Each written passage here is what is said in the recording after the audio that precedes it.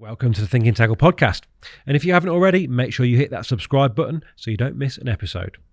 And today in the studio, we are joined by Jamie Cook, a committed big carp man who also has his hands rather full as the main man at the Angling Trust. Now, before we dive too deeply into angling politics, we're going to take a look at Jamie's fishing in the Reading area, where he targeted ancient leany carp, as well as some carp which have become a lot more famous in recent years. Jamie, thank you very much for making the trek up from Bristol. Thanks for inviting me, Rich. You're more than welcome. How is life as chief executive, are you, of the Angling Trust? Yeah, Angling Trust and Fish Legal. So it's busy, Rich. Yeah. It's pretty varied, but it's great to come and do things like this and be invited out to come and talk about the work that we're doing, because I've got to be honest, having fished my whole life, there's so much stuff that goes on behind the scenes that I had no idea of. And I think since I've started, I've realised that a big part of my job is to try and shine a light on the good stuff we're doing and speak to anglers and learn what we can do to support them and our members. Now, the thing is, angling politics is at worst, quite a dry topic. So we are going to park the trust initially. So those guys of those of you out there who want the dry stuff, we're going to get well and truly sink our teeth into that later on. But for starters, we're going to talk about fishing. Let's talk fishing. Yeah, we're going to talk fishing. And I got quite excited yesterday talking to you about your early carp fishing in the Reading area, because this is an area that has become, frankly, like the epicenter of big carp in the south now, really, I think. And you were there kind of at the very start of that, I think. Yeah, slightly after, but it's crazy how it's exploded. Those are the lakes that I grew up around. I was lucky to grow up in Reading and fish them for tench and bream when I was a kid. And carp were kind of, for me, that sort of, I wasn't worthy to go and catch them. You'd see some of those fish, you'd see them jump out, or you'd see them basking, or you'd see the guys set up with the canvas over wraps at whatever time of the year. And you'd think that's something to aspire to. But yeah, when I started seriously carp fishing sort of mid-2000s on those lakes, I kind of had them to myself. Pingewood was slightly different, and I think that the catalyst for Pingewood was Terry Hearn doing his diary pieces in Angling Times, I think it was at the time. And it honestly, fishing the lake next door, I don't know how he coped with it, because he must have been signing autographs or whatever else and people coming through the gate. But at that point, you had the jockey that had gone over £50 when Nathan Bailey caught it. And it really sort of put those lakes on the map. But what I found crazy, Rich, was you think how close Reading is to Yateley. They were almost two completely different cultures. So as I was fishing those Reading lakes over the years, more and more Yateley anglers who you'd read about or heard about started appearing or coming out of the woodwork and moving that, whatever it is, 12 miles up the road, miles away from the east or the west side of the road in Yateley, but to come and fish those Reading pits. And I think as some of the more high profile anglers have come and caught some of those fish and shone a light on them, it's ballooned. And the club it revolves around, Reading District, is by and large an open access club. I know through COVID they had a huge boom, but it's always been quite accessible to fish as well, and the fish are incredible. So yeah, I can see why it's become a bit of an epicenter. But things go in cycles, don't they? You look at those Kent pits, or you look at those Yateley days, or I live in Bristol now, and you start to hear stories about some of those fish up in the Cotswold Water Park, and you can't even mention the Colne Valley. So yeah, it's nice to be associated with somewhere that people are looking at aspirationally for those fish. Talk to us a little bit about the landscape when you were starting to seriously carp fish in that area, Jamie. What were your inspirations? What did you have access to, and how did you sort of pick your way around your options?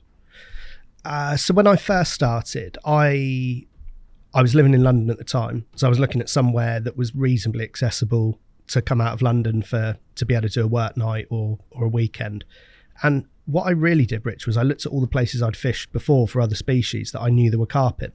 Because to be honest, when I was still relatively young, when you're a youngish kid who's not seen as a threat, who's fishing for tench or roach or rudd or crucians or bream, people tell you more stuff than they would if you were a carp angler. And the carp fishing world has changed a lot, I think, in the transfer of information. Going back to that period of time, people still kept stuff quiet. And it seems now that whilst there are people who keep things quiet, and I applaud them for it, and I know we probably talked just before we came on, we're maybe not two who publicise everything we've caught or go down that route, although we're going to break that now. It seems that more fish are known about. There's less secrets than there were 15 years ago. And that's not just because everything's been discovered. It's because when someone pioneers or does something new, naturally people want to hear the story. So there's a market to hear about the story. So for me, I looked at lakes that I'd fished that I knew as a kid growing up, that I'd heard rumours about, basically. And growing up in Reading, that sort of Charville, Twyford area, we looked at a couple of pits there. You've got the Reading lakes, obviously, and then you've got a couple of others that were a little bit outliers, a little bit further away, that I knew a bit about. But I settled down on that Reading complex because I'd bream fish Pingewood, I'd tench fish. I caught my first ever tench from Farnham Flint. And Englefield, I'd done a lot of time tench fishing for those big fish. I never bream fished it, even though it held the record for a long time. But yeah, that was sort of where I settled. And in terms of what was available to me, I think the coverall night ticket or the night ticket that I had to buy was about 20 quid at the time. Oh. I remember you had to go to the secretary's house to go and pick it up in Thatcham, I think. And when I picked up my Farnham Flint ticket, I seem to remember that I was number 6 on the night ticket. So it was dead quiet.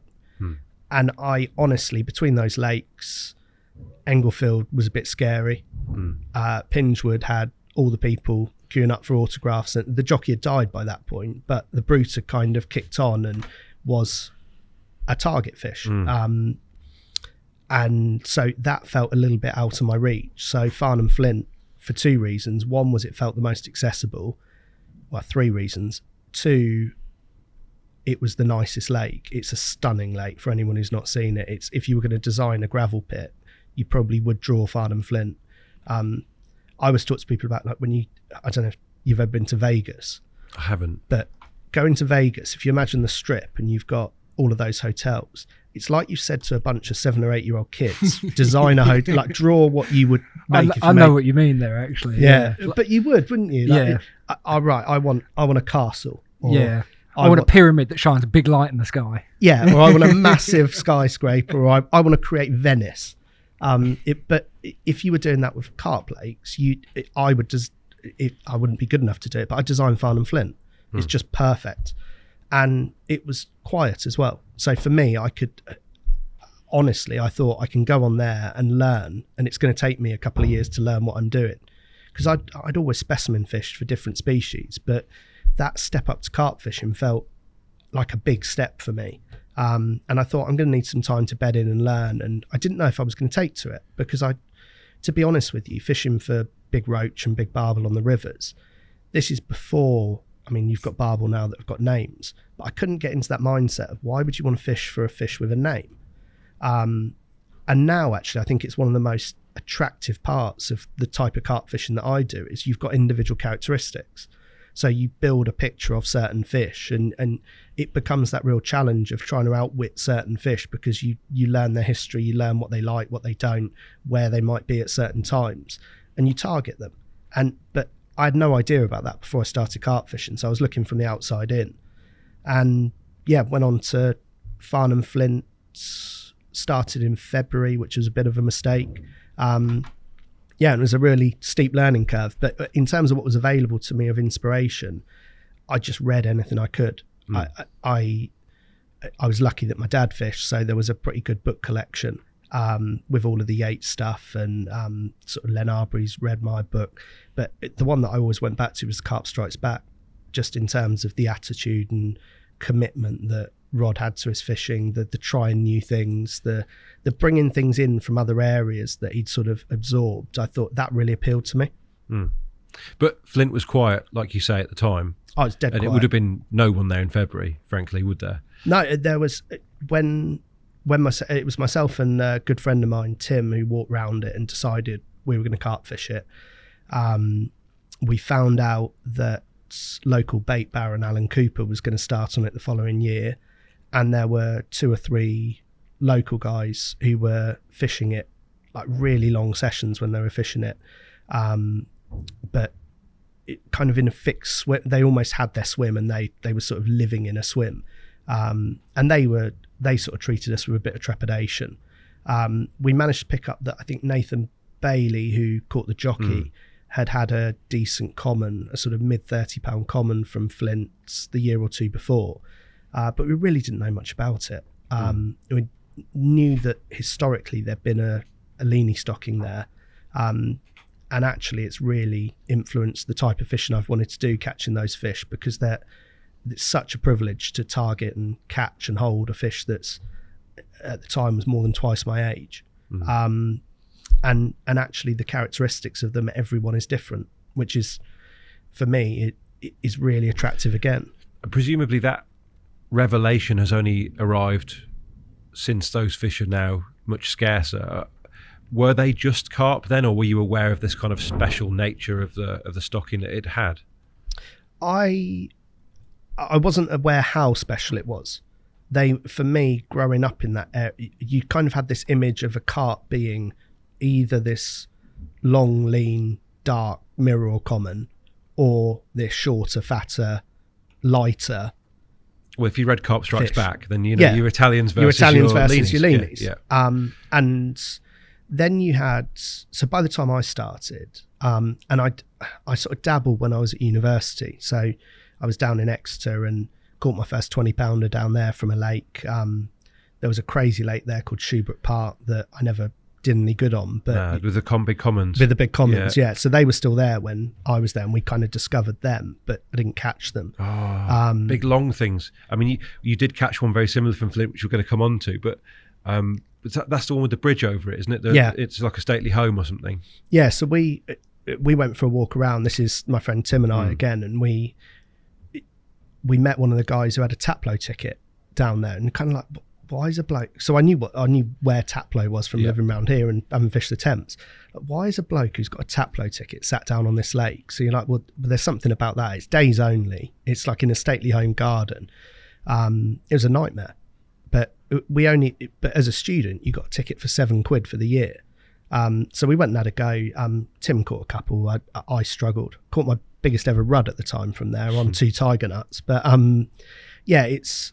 it had a dabble there. Fished another local lake down on the Rackerhays complex. And while I was down in Devon, caught my first 20-pounder, which was nice. And when I came back up, sort of thought I'll give this a go. And coming back to live in West London or the Thames Valley, you think, right, I've learned a couple of things here. Let's do it somewhere where we know there's a load of fish. So I kind of had that foundation to start. I can't remember what your question was, Rich. About in terms of, I guess, moving on to Flint and how you managed to progress. So I went on and I'd read a bunch of stuff and sort of tried to work through how did I want to fish, or what were my strengths were, because that's I guess what I'd always looked at from other areas of fishing. What was I good at and what wasn't I? And then focus on the things I'm good at. Rigs, I probably went a bit basic to start with. I had this attitude from course fishing that I wanted everything to match. So if you imagine if you're trotting a float for chub, fishing a single maggot on a size 20 when you're feeding single maggots makes complete sense. So I started off fishing bottom baits, kind of matching the baits that I was feeding. I couldn't get my head around not feeding because I couldn't work out why the fish would be in the area initially. And I progressed really quickly in sort of learning and understanding through trial and error. So fishing pop-up rigs, realising the hooking capability of them, reading a bit more. I mean, you had Terry Hearn's books at that point, so you could read about hinge stiff rigs and why they worked and trying to get the fish moving over an area. I really like that concept, and still in my fishing, you'll find me use a throwing stick far more than you will a spawn. As I changed over and developed in a really, I guess, progressive curve of my carp fishing, the results picked up really quickly. And did you crack that, the most important thing? Presumably you already knew from your general course fishing that you had to find them. Yeah, location was, and I got that wrong I think I had my first fish on Flint on my 10th night, and I think I got my location right on my 9th night. Right. And I lost one. and yeah, it was. I'd been worried about everything else, and it was really stripping it back and thinking, well, I don't actually feel that I'm not catching fish that are there. If for anyone who can hear that in the background, we've got the London Underground above us. Yeah, there's something special going on at Korda Towers, I think, that they're not telling us about. I think they're relocating the entire warehouse by the sound of it, aren't they? Orders are business is good, Toby. Orders are up. But yeah, apologies if you can hear that in the background. But yeah, I actually thought back, Rich, and I had to take a step back and thought, I don't really feel that I've been on fish and not caught them. And then I got location right and things fell into place. How did that click? Well, I saw one. Simple as that. It poked its head out. Yeah. These were fish that showed regularly. Flint fish didn't really show very Right. much. So once you get to the summer, it's a shallow lake. They're pretty obvious. You can see their backs out or you see disturbance. They move around the lake a lot.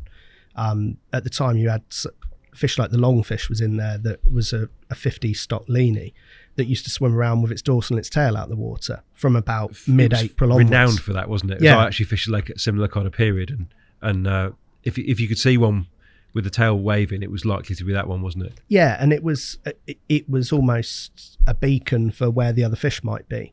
But as in many lakes, different fish have different characteristics. The longfish, I think, got caught more than others because it was buzzing around the lake the whole time. It gave you more of a chance to catch it because it was always on the move. So you'd see it in the Mound Bay, for example, and then it would be up at the other end in front of the long chuck, or it'd be over in the slab 20 minutes later. So you knew the fish were moving around. But the big game changer for me was on a sort of Tuesday night work night, and I saw one of the, because Farnham Flint had those leanies, those old original fish, but it also had a few Fisher's Pond fish, so those original, like the sort of first stage. Yep. And some of the Burfield fish are those early ones, and a couple of those fish were in Farnham Flint. And I saw one clear as day just poke its head out about a third of its body over an area that I could reach. And I just thought, right, that's all I need. I know there's a fish there. That was, from everything I've read, that was a feeding show, and I know subsequently it absolutely was a feeding show.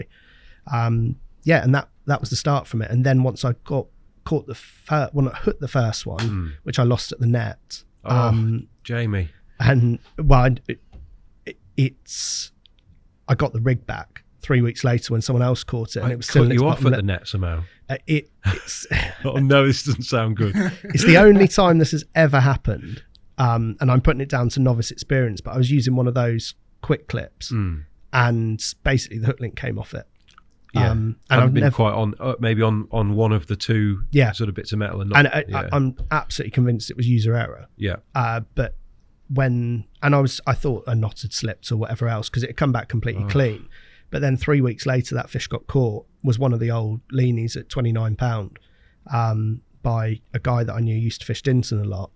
And I was there, so went to help him with the photos. And he said, there's another rig in here. And he took it out, and it was yours. Absolutely mine. At least you were able to see that rig come back. Yeah, I've still got it in my box. And was that still on the bottom baits and the that was on a snowman? Okay. So that was my evolution. Was I'm happy to fish a pop-up, but I sort of want it similar. So that was a matching snowman. And then it was literally the next session. It sounds weird, I'd lost that one. And then the next session I switched over to fishing that sort of hinge stiff rig, trying to learn to tie that from pictures in Terry Hearn's book, using the bristle filament. And you imagine being a coarse angler, someone hands bristle filament for the first time. You're like, what no do I subtlety whatsoever. Yeah, what do I do? I can't even bend the thing.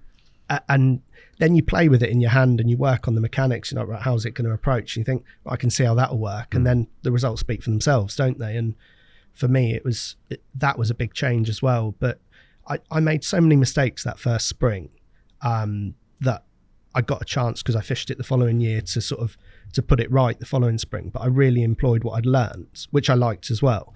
But yeah, I caught some nice fish, but I certainly didn't set the world alight in my first year. Do you think that the relative absence of information about rigs and everything means that you were more willing to try things, or is it your nature as an angler to try different things and make mistakes by necessity and then correct them and succeed? I think the information was there. I think there was an element of stubbornness of trying to do it my own way. But I mean, we'll come and talk about Pinchwood at some point, but when I caught the brute, I caught it on a 3.5 foot supernova hook link. Right. And a critically balanced bait, because it was so weedy I couldn't work out how you'd get a bait to the bottom, so I fished it on top of the weed. I don't know if I'd have done that if I hadn't had the grounding in river fishing or coarse fishing, because you get those elements where I've barbel fished with a 2-inch hook link and with a 5-foot hook link and everything in between, because if you've got ranunculus and you're trying to get it through a gap, you do one of two things: you go short or you go long in some ways. So I guess I probably was preconditioned to try different stuff, but which I don't think you can say about lots of anglers that I see. I fall into that trap as well, where you end up putting out roughly the same thing quite a lot of the time. I don't know, perhaps you're more like that these days. I've evolved that way, yeah. And I've definitely evolved that way, because you look at the guys here, you see Neil and Tom go and travel all over the world, and they say, I know it works. The spinner type. Yeah. So I know it works, so I'm going to use something I know works. And actually, what my fishing's evolved to, particularly, the type of carp fishing that I enjoy doing, and the amount of time that I've got, I might get 6-8 chances a year. I want to weight everything in the right balance that I'm going to land as many as possible. So it comes back to the things you're confident on. But I think it's difficult to self-analyze, but I think friends of mine would say, Rich, that I probably always like to do something a little bit different. And Pinchwood's a good example. When I moved over there, so I really like fishing between swims. So trying to find areas where you'd find it. Everyone else was fishing kind of clear areas, 50 baits and a pop-up over it. And I was trying to find siltweed between swims, because I was convinced that they'd feed more confidently. And then I caught all my fish there, apart from the brute at the start, on this ridiculous contraption, fishing kind of trimmed down bottom baits, rock hard bottom baits, trimmed down with long hairs, just because it felt different to what everyone else was doing. And because it was small spots and you watch people baiting, people weren't spomming and spotting there. They were using a throwing stick or a catapult, and however good you are with them, you're going to spread baits over the weed. And I just thought that was something a little bit different, and it paid off. So yeah, I think as I think of examples, I think that is a characteristic of me. I like to try something a little bit different, but not for the sake of trying it, just because I think doing something different on those lakes that have got a bit more pressure probably gives you that little bit of an edge, because they haven't seen it or they're not used to it. That obviously wouldn't have been the case on Flint, because let's say by your second year, was it still as quiet? There were a couple more, but we hadn't really publicised the fish. So a couple of the guys that were sort of long stay were doing less time that year for whatever reason. So that freed up a couple of the good swims a bit more. And then there were a couple of other guys sort of come across. So a guy's a really good friend now, a guy, Simon Croft. He'd come back from one of his angling sabbaticals and was fishing there a bit. And you just there were a couple more anglers that year, but by that year, I talk about trying new stuff. I didn't have to. I was using the throwing stick, big boilies, and fishing hinge stiff links wherever I could, and just complete confidence in that method. And it's not something that I've wavered too far from. And different lakes need a different chat. You look at, I know you fished Ashmead. You don't get your throwing stick out very much on Ashmead, but that style of baiting brings you to the fact of, we don't put 8 on top of each other. You put 1, 2, 3, 4, 5, dot them around, try and have the fish moving around. So I think I learned quite quickly.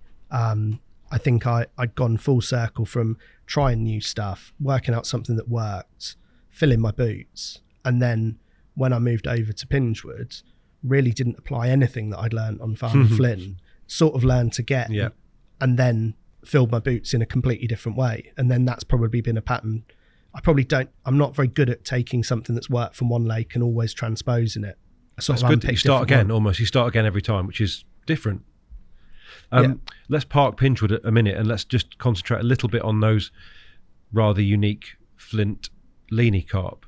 I feel like we've brushed over probably the fish you caught on your first year. Did you send me any pictures of the ones you had on your first year? I think I sent you the first one I caught. So there's a 30-pound common was the first fish I had. So probably not a classic leany, but let's have a little look at these fish, and perhaps describe for us, on reflection, what makes them such incredible fish, you know, and why people are still mildly obsessed by what is probably a almost non-existent creature now, a mythical creature almost.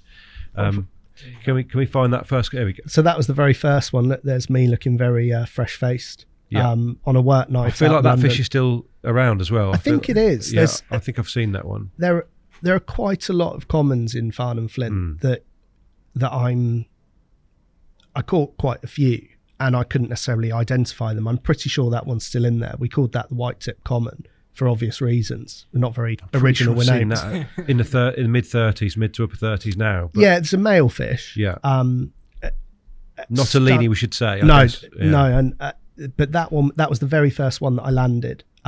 So I was over the moon with that. And Toby, I don't know if you've got a couple of the leanie fish to answer your question, Rich. Not sure which ones I sent you.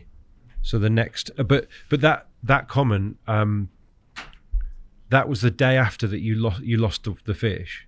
Is that right? The next trip, sorry. Yeah, it's the next trip. The next trip. And what area of the lake was that, and what was the precise sort of build up to that carp? That's a good question. So there you go. Right. So we'll come back to that in a second. Toby just popped a picture of one of the leanies that we think might even still be around. But yeah, to take us back to that first common, a 30-pounder as well, by the way, to start off with. Yeah, well, I'd never caught a 30-pound common before, so it was a good start. And I still had those 30-pound sort of flyweight scales. Yeah. So yeah, I had to reinvest beyond that, sort of upgrade those after that. But the common, so the area that I'd seen the fish show the previous week was, for anyone who knows Farnham Flint now, was between the left-hand side of the point and the right-hand side of what we called the long chuck at the time. So if you're standing in the long chuck, what you're looking at is a big long island that's kind of a C shape, and at about, I'd say, 50 yards, you hit the first bar. And Flint's an old dragline pit, so they sort of dragged in lines, as you imagine from the description. So you've got sort of bar, gully, bar, gully, bar, gully, and then it sort of flattens out closer to the island. And the fish that I'd shown was kind of, or seen show, was sort of on the end of one of the bars. And I couldn't work out exactly where, but you sort of had to fish it from the right-hand side of the big front or the left-hand side of the point. And so I approached it from the left-hand side of the point, and I fished. It was on this patrol route basis that I was trying to work which way they're going to come in and out. So I was fishing a rod sort of up the side of the island. So when you're in the left-hand point on Farnham Flint, you're almost fishing straight up the side of the island. You've got a point of the island that bisects between the left point swim and the right point swim, and one fishes the left and one fishes the right of that island margin. So it's the left-hand side there, and I fished just off the margin, fished another one about 5 yards further out, then I fished one about 20 yards out into open water, sort of off the end of one of the bars, and just spread a bait with a throwing stick, almost kind of, you've got a rod 2 yards off, 5 yards off, and then 20 yards off, almost as a crescent of bait. Not a huge amount, probably a kilo, but something like that, just spread across. And it was the middle rod that I had the fish on, so the one about 5 yards off. And in hindsight, I actually stopped when I fished that swim again. I stopped fishing the one closer to the island because you didn't really get the bites there. It was that it dropped away as a margin, and then there was a sort of flat area, and I'd often fish two on that flat area, and you'd pick the fish up as they came through there. But as the season went on and the weed got up, the spot in open water became the best spot, because you kept the bait going in. It was sort of, what you found was there was a bar that ran perpendicular from you, sort of in front of you. And then there was an area that was quite weedy and silty that when you kept feeding it cleared. And that was sort of that gap in between the end of the bars. So I always imagine they'd be working along the bars, and then you'd have that silty area at the end where they found a meal. And were you at that stage, were you sort of technically proficient, that you were feeling for drops, and you were sort of considering presentation and imagining that it might be either fishing or not? Yeah, that's a really good question. So Toby, we talked about it just before we came in, didn't we? Because I know you've got a little one, and you're teaching things like feeling for drops or hitting the clip or terminology like that was completely alien to me in a way. Yeah, even to me now, like hitting the clip is only something I've learned in the last year, or to properly do. I wouldn't know how to feel for a drop or tell you the difference between what's a gravelly bottom, a weedy bottom, a silty bottom, or anything like that. So it's all yeah, which I imagine for you at the time, it's difficult, isn't it? Well, so I'd fished rivers a lot for barbel. Yeah. So you kind of got used to feeling a lead onto, is it on the gravel or not? But it never really considered what else it might be on, but is it a nice hard drop on the gravel? So I got that bit, but then doing that at 90 yards was a bit different. But I guess that journey that you're on, Toby, I was on really quickly over about a 2-week period. As what are they all talking about in a big crosswind? I can't feel it. Yeah. And then you hit one and you hit a real sort of solid crackdown, as they describe it. And you think, right, that's it, get it. So then you cast again, you're like, right, got it. And then you pull back and you feel the gravel. Then you move to hitting a silty spot. And I found like Ashmead's clay as well. So that's really interesting. So you start to work out the different substrates. So if you hit a certain silt, like that nice firm silt, or do you hit softer silt, or do you hit clay? And then on Ashmead, I always found like there's certain drops that you just thought that's a bite. And you come back with that kind of lovely grey, fresh clay on the lead. See, to me, that sounds, I know to a more advanced angler, that's probably kind of common practice, but to me, that sounds like a real skill, because it's witchcraft, Tobes. But that's what it sounds like to me, because, casting on I've heard loads of these now. Again, we were talking, done over, almost 100. And what fascinates me, like you said, you're fishing at 100 yards in what's supposedly a really weedy lake, and the angler in question manages to find that one perfect spot in the middle of a weed bed or something. Didn't we?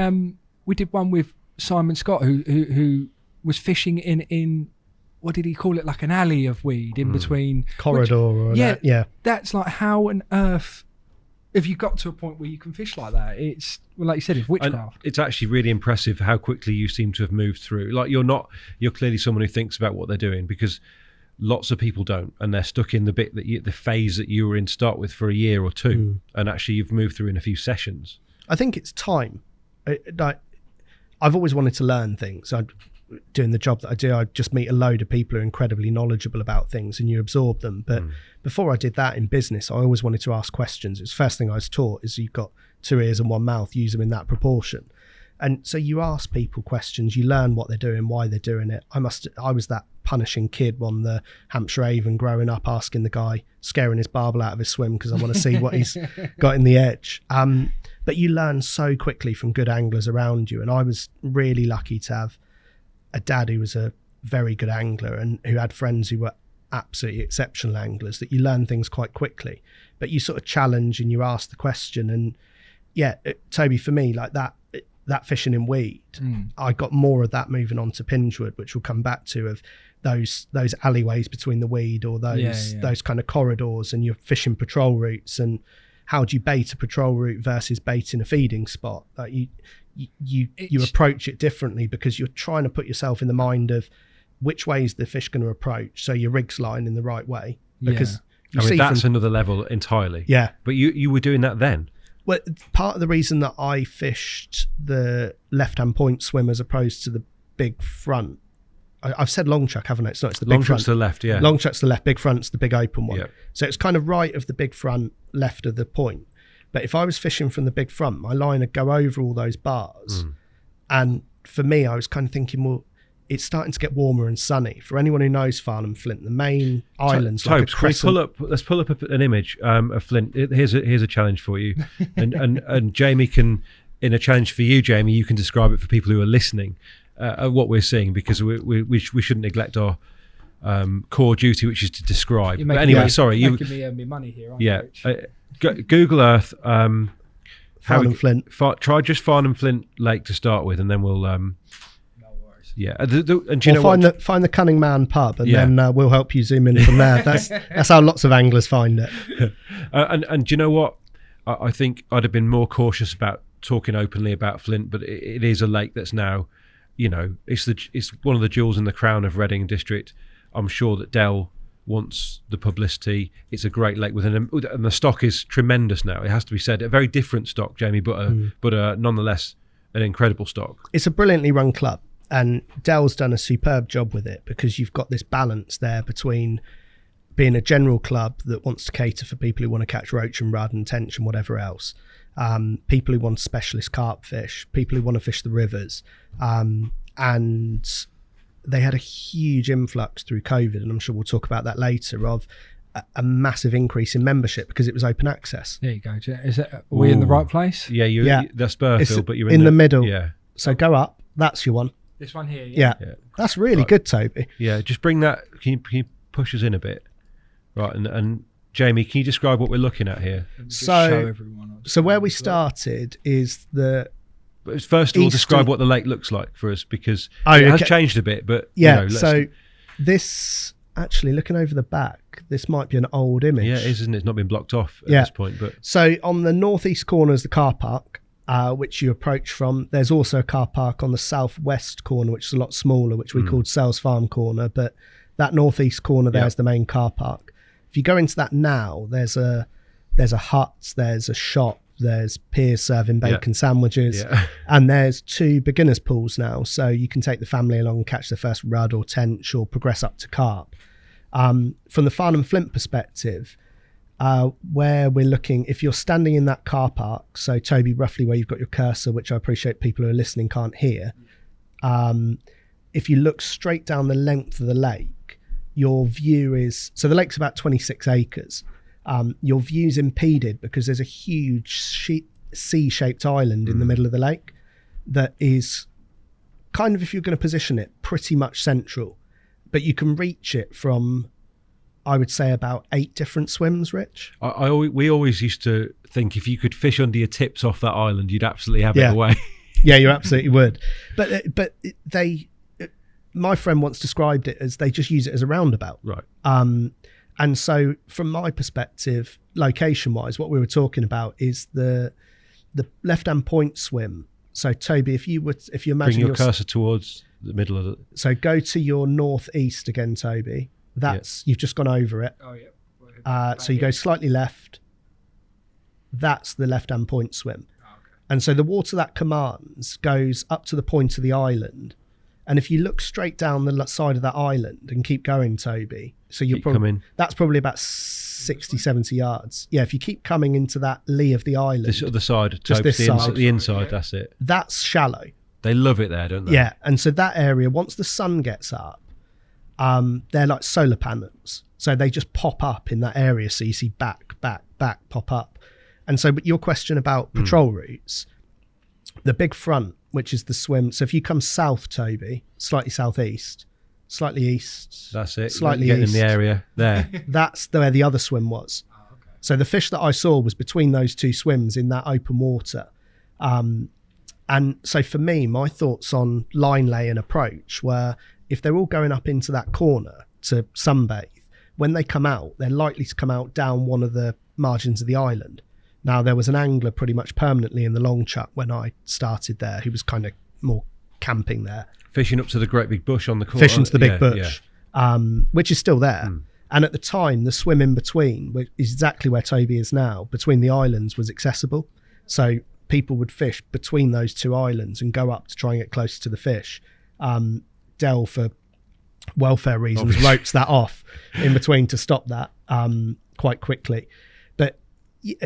I fished it from the left point because in my view, the fish would probably come towards me and the first thing they'd reach would be my bait rather than lines. And I think it played out like that because I suspect what they did was went and sunbathed in there. And then the reason that point swim was good was because they were coming out in the mornings and you'd pick them off your main bite time, which is really important as well, Rich. I learned this. It doesn't matter how good a swim is if it's a good swim between 8 and 11 in the morning, it's completely irrelevant to me because I was packing up at 6:45 to go to work. Right. So the only time I'd ever fish a swim like that was at a weekend. But you'd start to learn take times. That was more important on Englefield, actually, because the reed swim on Englefield, I don't know if you want to show that while we're here or we'll come back to that. Yeah. The reed swim on Englefield's a brilliant swim. Like the baby black's been caught from that however many times, done loads of fish. But the take time's 8 o'clock onwards, and if I'm not there I can't catch out of it, so it's just pointless fishing it. So were you doing work overnighters at this stage, or so I'd graduated university and I'd gone to work for a media company. I didn't know what I wanted to do, so I was working for EMAP, big media company in London. Moved up to London, was living in Clapham, and so most of my fishing was work nights where I'd jump on the train out to Reading, then get a bus. Train. So I'd get the train to, because it was quicker. Yeah. I'd get the train to Reading. With your kit? No. So Right. You stashed it at I had your a parents massive or advantage. something, Yeah, I had a big advantage here is that my mum still lived in Reading. Yeah. So I get the train out to Reading Station, jump on the bus up to Tilehurst where she lived. The 5-minute walk took about 30 seconds to get there, shout a quick hello through the door, fill up a water butt and nick some milk normally, and then jump in the car, which was already loaded on the driveway, drive down to the lake. Amazing. And then at 7 o'clock in the morning, I'd drop the car back in.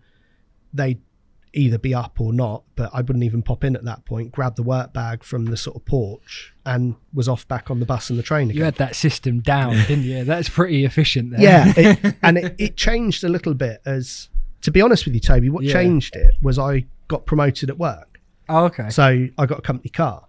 And then nice. after I got a company car, I got given a parking space. Yeah. So a company car and a parking space in London opened it up completely for me. Of course. Because all of a sudden I didn't have to do the train run.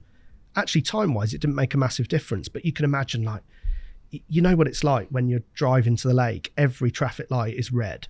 Yeah. Every person crossing the road's doing it far too slowly. You imagine that with a train, like having to wait for a train or a tube or a bus. Reading Station waiting for a bus, the number 17 to come along, and you're like, just hurry up because I've got to get to the lake. Especially in the autumn. And Take it's forever. And so you got those bits where you would be arriving in the dark and packing up in the dark. But part of the reason you do it was more to learn for when you had a bit of a longer session. And I spoke to someone recently about this, about pre-baiting.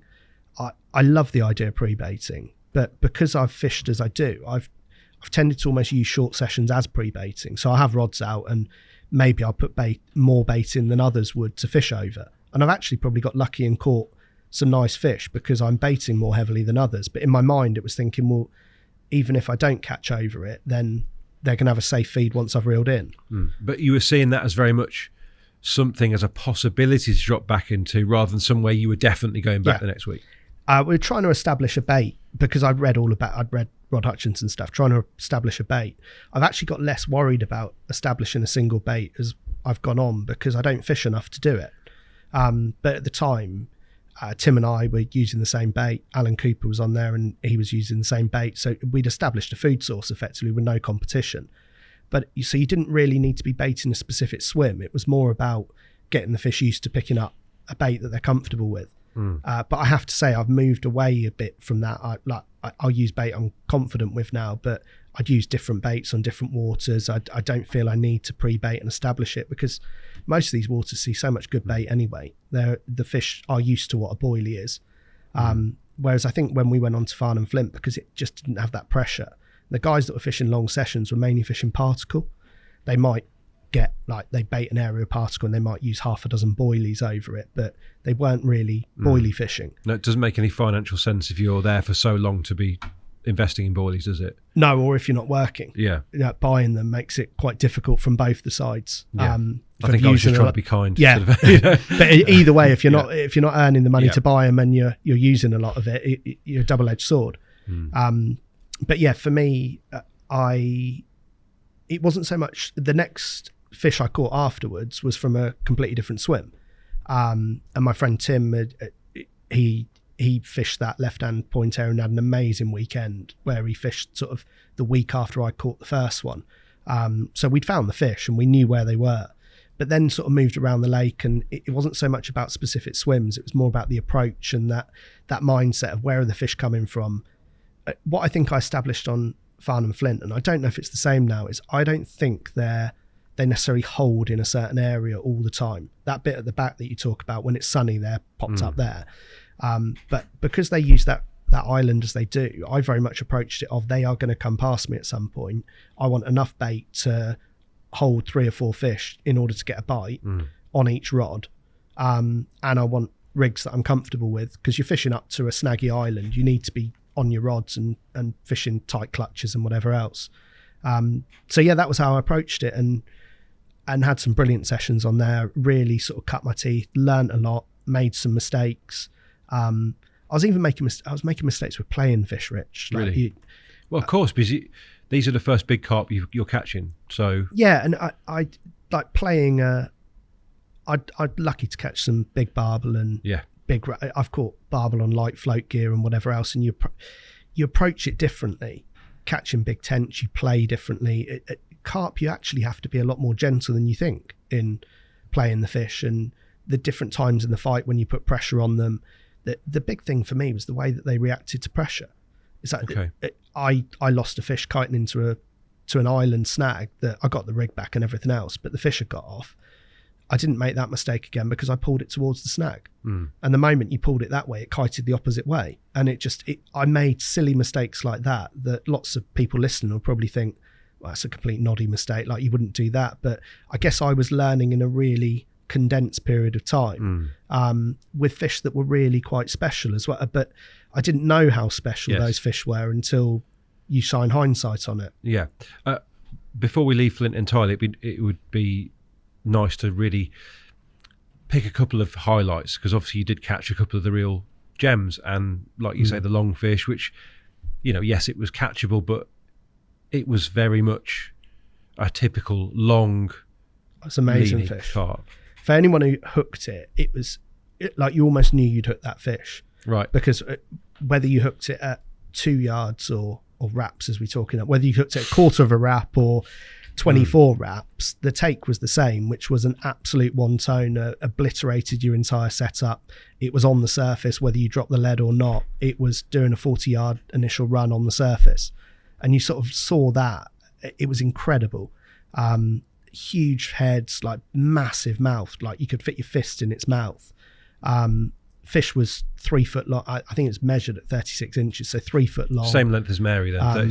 Yeah, and which was a 50 pounder. Which is a 50 pounder, and it was a big bruiser of a fish. It had battle scars down its side. It wasn't like, I think lots of people think, you see people describe fish as leanies all the time when they're not now. I don't think there are many leanies. Hardly any at all. But people seem to look at it and like, if it's got lots of scales, it might be a leanie. The longfish had hardly any scales. One of the other highlights was a fish, Toby might have it, called the big grey, which I think was my first of the leanies that I caught. And you'll see from that, there's hardly a scale on it. I'm pretty sure that I tried to knock this fish off for my mate Stu when he was on there. He hooked it down to the right of the murder swim, and it kited in front of my lines in the murder swim, and it was sort of on the surface in the lines. I'm trying to net it, and I'm pretty sure it's that one. But yeah, there was a big grey and a small, so that was just over 26 pounds, and there was a smaller one that was about 24. Yeah. But I think when I fished it, so your mate Stu fished it before I did, we worked out this morning, but I think there were 15 or 16 leanies left. Right. Because they were going on the year, you'd lose a couple a year, I think, at that stage, wouldn't you? Yeah, the longfish died in 2008, I want to say, in an oxygen crash. And Dell was brilliant. He got a pump there immediately. We went out and kind of collected fish, which was sad, but they only lost 2 carp, but it was 2 of the leanies. Yeah. But the longfish was one of them. But one of the other highlights, and Toby, I think you flashed the shot up earlier, was that sort of scaly, really interesting looking leanie, which was the first one you put up. Yeah, it was £25.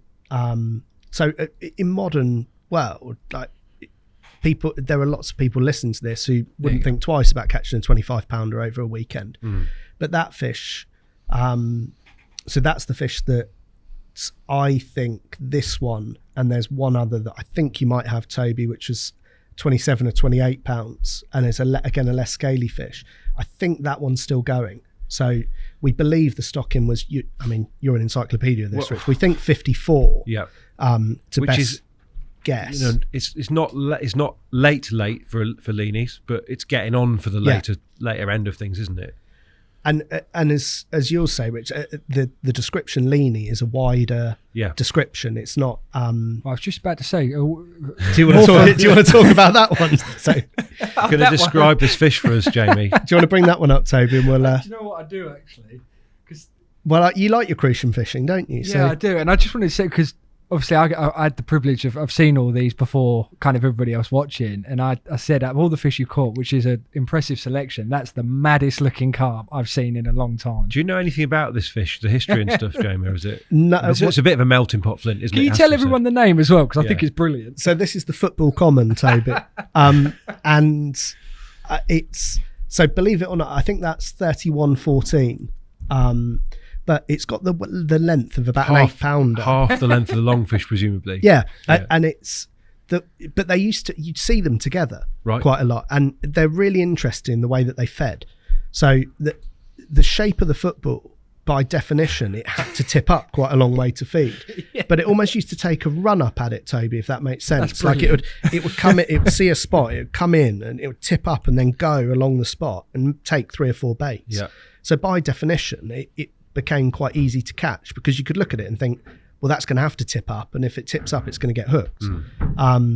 But yeah, it was one of the more friendly fish, but it's just unique. And you're right, it's brilliant. Has it got some? It must have some kind of some crucian in it, surely. I mean, no, I don't think it did. It's just so then humor. Yeah, but why is it that shape? Well, you don't see many carp of that shape quite as compressed as that, do you? No. There won't be many like that, Tobes. I suspect, Toby, there's a bit of. I mean, you should have asked Simon Scott when you had him. Yes, but, looking at the tail root, the tail wrist, where it leaves the main trunk of the body, Jamie, it looks a bit twisted and a little bit shortened, doesn't it? Yeah, and there were a couple like that in Flint, and I think there's.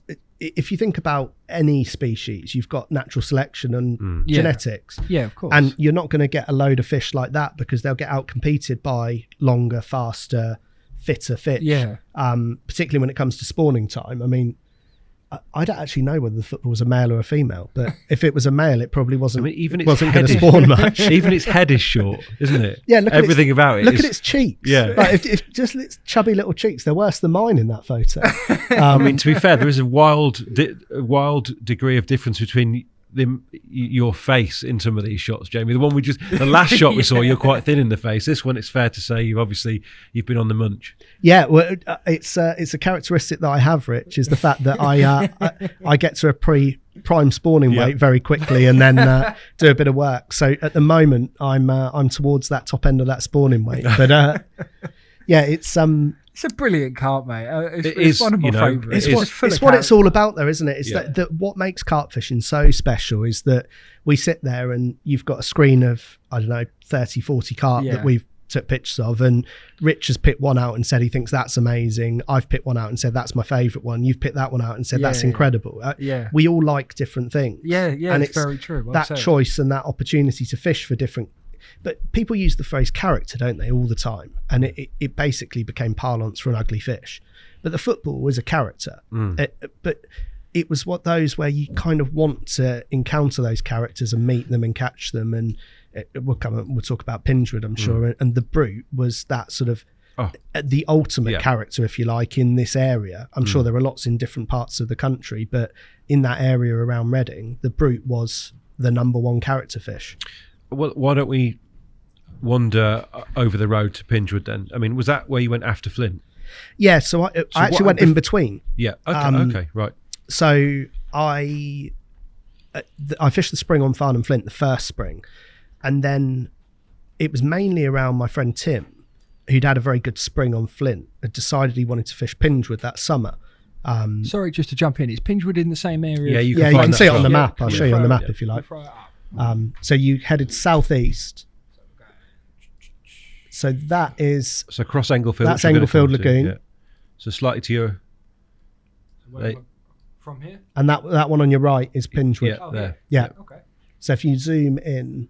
So the proximity of that motorway, Tim, is the first thing that people would notice if they set foot on the lake, I think. Yeah, it's... If you take... What I call you Tim, by the way? Because you I mentioned Tim, yeah. If you take Farnham Flint as being the lake that you would draw if you were allowed to do your Vegas carp lake, and we haven't really talked about what the fish have become in Farnham Flint, but I think you're right. They're well documented. You can see them in various people's albums. They are phenomenal fish now. The size of some of them has blown me away. So Toby, just before we come on to Pingewood, do you want to just bring up that the returner of the big common from Farnham Flint, because I think it illustrates how those fish have progressed on and why it's such a special place, Rich, is if Toby can find that one. I mean, when I was fishing... What was it again, mate? Big common. It's the third one down on your list there. Further up. Third from the top. Oh, sorry. There we go. Yeah, you got him. So that fish there, Rich, Yep. That's now a £50 carp. And how big are we talking there? so that was that's the second time I caught it. I caught it the year before at £34, and there it was 37.6. Yeah. Caught on a work night. That was first thing in the morning. You'll recognise the swim from what you mentioned. That's the murder swim. Why is it called the murder swim? There's quite a few of those in Reading, isn't there? There's various stories behind the murder swim. Wasn't going to technique. let that one go. I think the one I believe is around the fact that there's a series of bars in it, and it's absolute murder to fishing over the bars.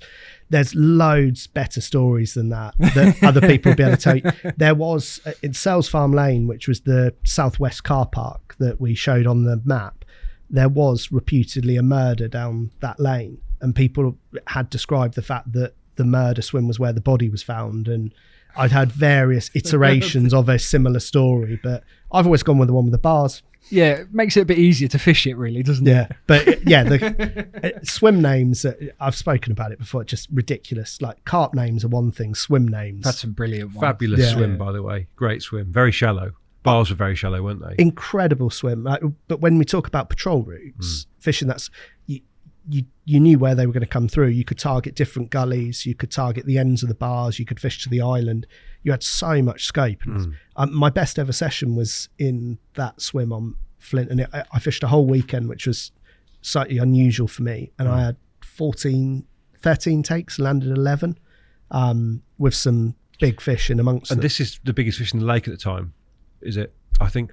Yeah, it's getting on for. There's one. I don't think I've given you a photo. There was Smiley was up there. Smiley's in it. We have got a picture. Yeah, of So we Smiley. got a photo of Smiley. So Smiley was about at the time you had Smiley, which was what we describe as a blue pool fish, which is about £36, £37. Then there was there's Smiley, lovely fish, and then there was the big common was so Tim had caught the big common at just over 39 the spring before, so I think that was the late record. Then there's a miracle two-tone, which I don't think I've sent you a photo of, which was upper 38s.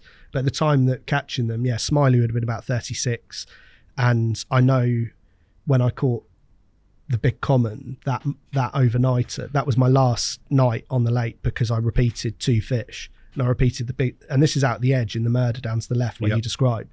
I repeated the big common at £37.6 and two-tone at £36.1, and you're kind of like, it was that point like we've got to move on and go. I can't.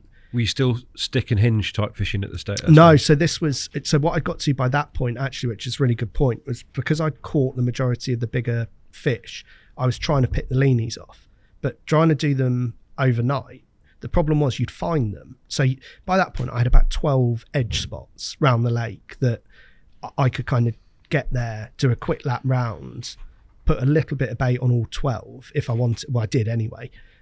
Get a sense of where the fish were, or find fish. At that time of the year, it's long days, so you had a chance to do it. And I found 4 leanies, and the main one that there were 2 that I really wanted: a fish called Rosie Lookalike, which I never caught, and a fish that we called the baby fully, which I never caught. Now the baby fully I saw on that trip in the edge, and that was the one I really wanted to catch.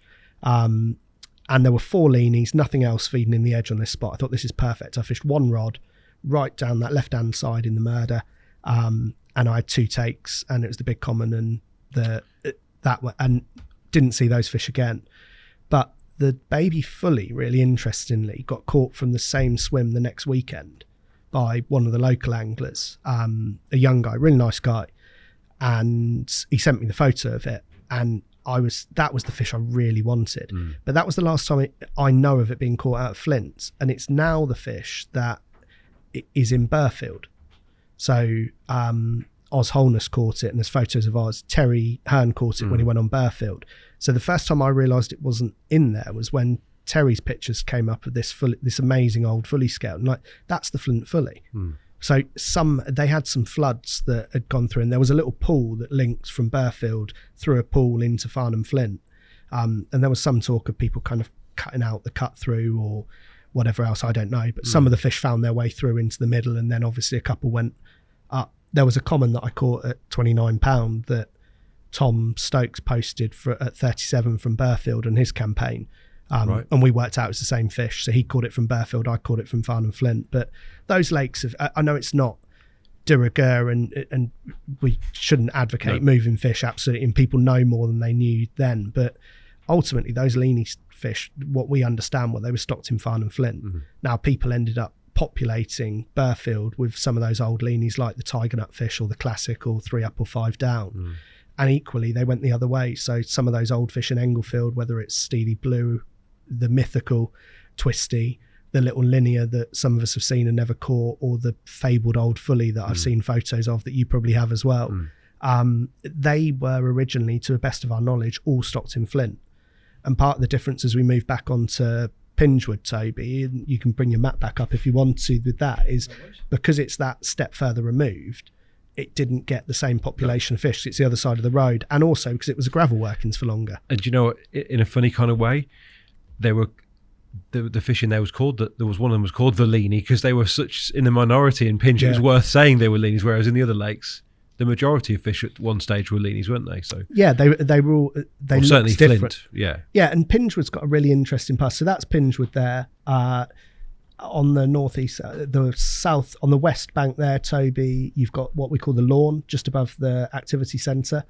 So that's where you've gone up to there. That's a swim called the Slipway. I think Terry did quite a lot of time in that area, didn't he, when he was on there? So if I recall, Terry fished what they call the left-hand container a lot, which is if you come south back a bit down towards just the other side of the compound. Sort of keep coming down. No, you were right. You're right there. On it there, Tobes. There, that kind of area. And so if I remember rightly, and you'll probably remember this better, Rich, he was fishing a single rod down to the left along the front of that bank where you couldn't fish. As I think that was where you'd often find him sort of with a queue of people behind. Right. But for me, the works end at this southern end of the lake, I always found really interesting. Found it easier to get a bite up here, but the fish spent less time there. So it felt like when they were up there, you could catch them. Those redding fish love an easterly wind. Right. It's just all of those lakes. If you get an easterly wind, however cold it is, they seem to follow it. So the easterly blew down there. And then at that northeast corner, so Pallets area, you've got the Pallets there, which is exactly where you just put your cursor, Toby. And that fishes into that bay. So people would fish across to that line of trees. They're not really snags. They're not really in the water. Right. They just sort of offer a bit of shade and cover. But you could walk along there, you could bait, people would pole up across there or fish rigs. And that's an area that the Brute's done quite a lot of captures in its time. So when you went on there, Jamie... it was all green when I went on there. So the year that I went on there, the whole thing was... Right. Apart from the bit around Motorway Point. So Toby, just go up to that point that you're on. If you come left... So the point that sticks out on the that's the famous Motorway Point. Covers a huge amount of water. Must have been hell to fish though, right, with the noise back then, because there were no trees, right, back then. There were a lot less trees. Yeah, there was. So the two people that I spoke to about Pingewood briefly before I went on there, who I just happened to meet through Alan Cooper actually, was James Davis and Scott, who now runs Thinking Anglers, and they'd fished it kind of the year or two before, and I think Scott had just moved on to, or they both just moved onto the car park after fishing Pingewood. And I remember speaking to them there one evening away from the lake about Pingewood. They were describing it that when they were fishing it, you could walk the whole way along the motorway bank with a rod above the trees and there was nothing to stop you. You could go the whole way. And you look at it now and you drive past it and those trees have really got up. But yeah, you'd be sunbaked on that bank. You had the motorway, 40 yards from you. It was pretty loud. If it was raining, then you sit next to a motorway when it's raining. It's not a nice experience. As things coming through, you had nights when it'd be completely silent on the motorway because there'd been a crash a mile up the road, and then you'd see the ambulances go through. It was a weird place to fish. And going back to where I was, if you've gone away from your perfect Farnham Flint, Pingewood almost couldn't be further from that, because when I started on there, it was after the jockey had passed away. The Brute was growing on and was a mid 40 pounder. But I'd show up if I did a Friday night, for example, I'd probably get there about 6:30, 7 o'clock, and there'd be 14 anglers on. And you imagine coming from Flint to that is a completely different challenge. But in a way, Rich, I guess I'd learned what I'd learned from Flint, and I wanted to test myself in another way. And a circuit water or a busy water was the next check, because you weren't just fishing against the fish, you were fishing against other anglers to get access and find the fish and work through and try and build something for yourself. But yeah, a very brief history. I fished the spring on Farnham Flint, moved across to Pingewood, incredibly weedy, which is when I targeted the brute in the way that I mentioned before, because there were hardly any swims where you could reach the bottom. Right. And the club had banned fixed leads, so you couldn't use lead clips, you had to use a running lead. And basically everyone stopped fishing it. There were lots of people walking around, lots of people baiting, a few guys kind of getting spots going, feeding the bream and the tench to try and there we go again, it's not thunder. Yeah, that's the there's another delivery, Toby. Yeah, they keep coming. That's the 11:15 to into Euston, mate. So, but it was. There were lots of people sort of looking around it, lots of good anglers who were sort of clearly interested in fishing it, but they just looked at the weed and thought, I'm not doing it at the moment. And I went on the following year and fished it properly, and the weed was nothing like that. I've never known it like it again since. But it meant that, I guess, having that adaptability and that what I got from course fishing was quite important, because I looked at it and thought, well, if I can find them, I can catch them, because they can't stop eating. They're big fish, and they were actually really easy to find because it was sunny, it was weedy, they were all sat in the weed. And so I just started using halved and quartered baits and feeding on top of the weed. And then you do a lap around and the weed would look different. It'd be kind of smashed to pieces, or there'd be a little depression there. And it was one of those, I showed up on a Tuesday or Wednesday after work. This would have been on the train again, so this was pre-company car. And went round and found the brute on its own almost immediately in the corner called the ladder swim. So it's sort of the northwest corner of the lake. Loads of weed, like probably the weediest part of the lake. But the brute was just swimming around and it looked so up for feeding. And the only way I could think in my mind to get a bait to it was I wanted to free line, but I thought, well, I can't free line for it. So I used a 1/2 ounce lead and a long hook link with little bits of putty kind of rubbed on the supernova. Supernova seemed a weird decision, like when you think about it, but it's the same colour as the weed. And then just a really trimmed down, critically balanced bait, strong beat point hook, foamed up both sides, could watch, sort of lowered it in, just I guess the rig just disappeared, and then you could see the foam pop up. So I thought, right, that's as good as I'm going to get it. Fed literally 10 half baits over the top, and I fished 2 because I had a rod down the margin as well, because there was a little sandy spot under a tree in that swim.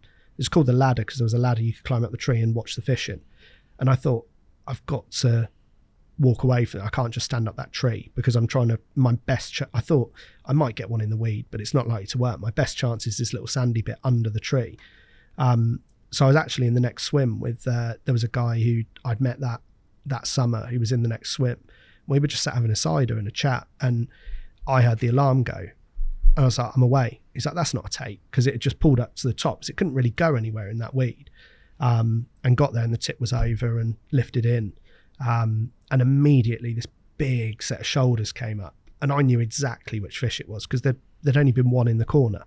And then the weed was so thick, the battle getting it back was a nightmare.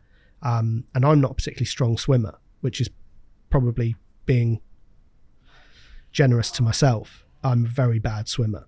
And so we were trying to get with a net, trying to pull some of the weed back, because the fish was on, and it was you imagine, I know how big this fish is, I know what it is, and there's a bank of weed for about 10 foot that I just can't get it any closer.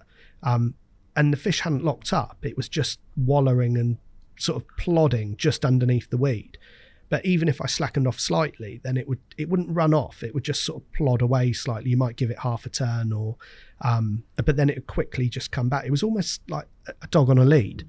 And I tried to wade out and just disappeared over my head. I held the rod out, so then I had to tread water back.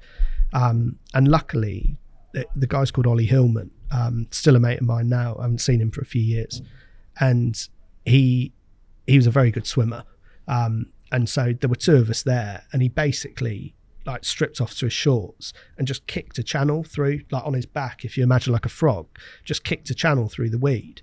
And all the time I'm playing this fish. Right, so behind his feet. Almost behind his feet. So at no point did it lock up. At no point did it go solid. It was just plodding very slowly, like along the back of the weed. And he was sort of like, tell me if I'm too close, tell me if I'm too close. And he kicked through. And then once we had a gap, I said, I think that's perfect. And the fish had just gone slightly right, so I was bringing it round. So I chucked the net on top of the weed because he said, throw me the net. I think I can net it from here. And then, as all fish, it never goes to plan. So we had this gap, and I led the fish straight through the gap, past him, because Ollie had the net sort of up here, couldn't get the net down, so it was past him. So you had Ollie treading water in the gap, me on the bank, and the brute in between us. And he had the net this way, almost picked it up in his arms, basically. I lifted the fish up, scooped it up, and I'd have never landed that fish without his help. And at that stage, obviously an enormous PB at that point, you know, you knew you had a 40 pounder on the end, presumably all that time. Yeah. To be honest with you, I was so panicked about getting the fish in. And because I don't know about you, when sometimes you hook a big fish in weed, and whether you drop the lead, whether you don't, whatever happens, the fish gets stuck. And you hold and you keep pressure on. My approach has always been keep as much pressure on as you can, but at points you need to put the rod down with a degree of pressure on and let the fish work its way out. And I still do that now. And that always gives you that time to think, and you sit back and you're like, people always say, well, I put the kettle on or whatever else. I struggle to do anything but think about the fact of what if I lose it? Can I do anything differently?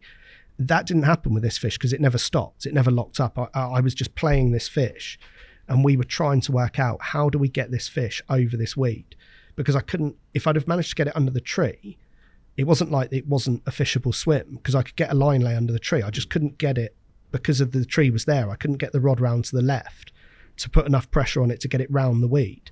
And there was a bush to the right that stopped me getting round that way. So we effectively just had to move the weed. But yeah, it was tense, but I hadn't really thought about the fish.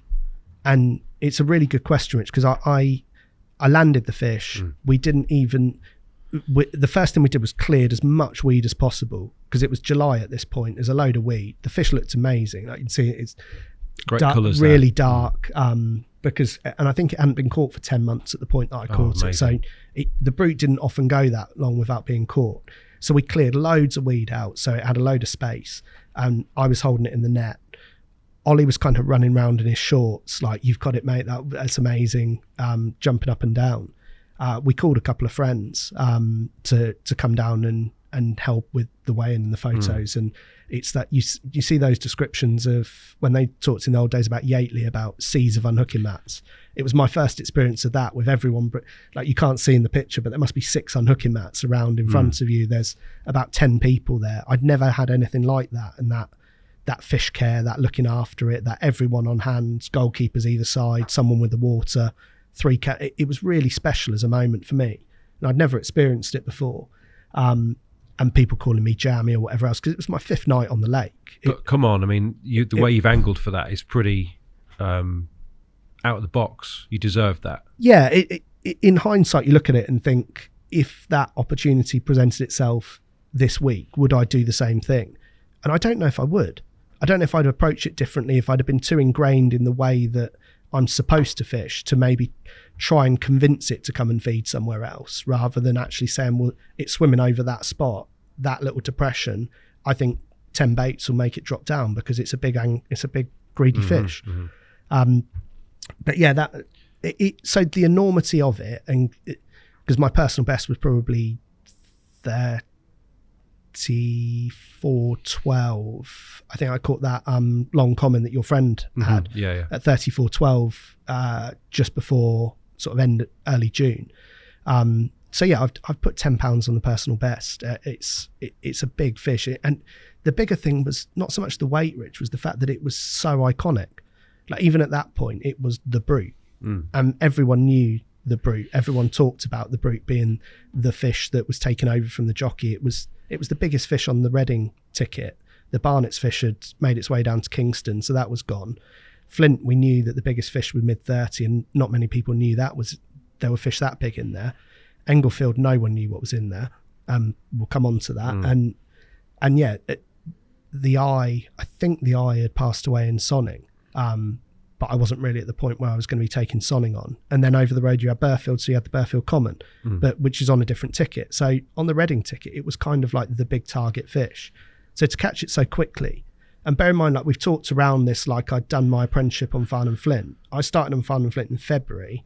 So we've gone February I blanked, March I blanked, April and May I caught fish, June I caught fish, and the brute was the first week in July. Amazing. So it come a long way in a very short period of time. And I then went back onto Farnham Flint, having caught the brute, and didn't go back to Pinchwood until the following year, the autumn, when I fished properly, and I felt I'd really learnt.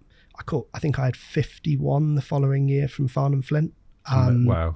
And so I was really on it then. I'd refined it. I got it in my head that I knew how to catch them and how to approach it. Fished probably harder than I've ever fished at any other point to catch those fish. And you make the kind of sacrifices you do in your personal life, and living up in London and sharing house with friends and things. You'd have parties that you'd miss and people that you'd miss and whatever else, but you kind of get driven in that way.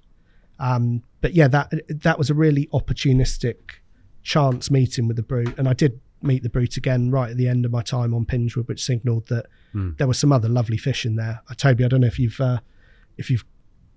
got you can pick your favourite. Actually, Toby, you quite liked a couple of those Pinchwood fish, didn't you? Yes. But it was a real chocolate box stocking pinch, wasn't it? It had a bit of everything. Well, it had grown organically again. So if for people who aren't familiar with the kind of heritage of those lakes, the brute, a fish called Muncher, and the jockey came from Brimpton. So they're now Wasing lakes. They were Brimpton East and West lakes. They were on the Reading ticket before Wasing took them back over as fisheries. And they were in Brimpton East, I believe. I used to fish Brimpton West for crucians and tench as a kid. There were chub in there as well, which was new for me, catching chub on a lake, but they were quite good fish. And the East Lake was always sort of that was the lake that everyone progressed towards. And then when Reading lost them, they moved the fish. So Pinchwood was the youngest of the pits because it was still being worked. So that southern side that looks all green there was really just a workings bank. They backfilled it as the fish were going in.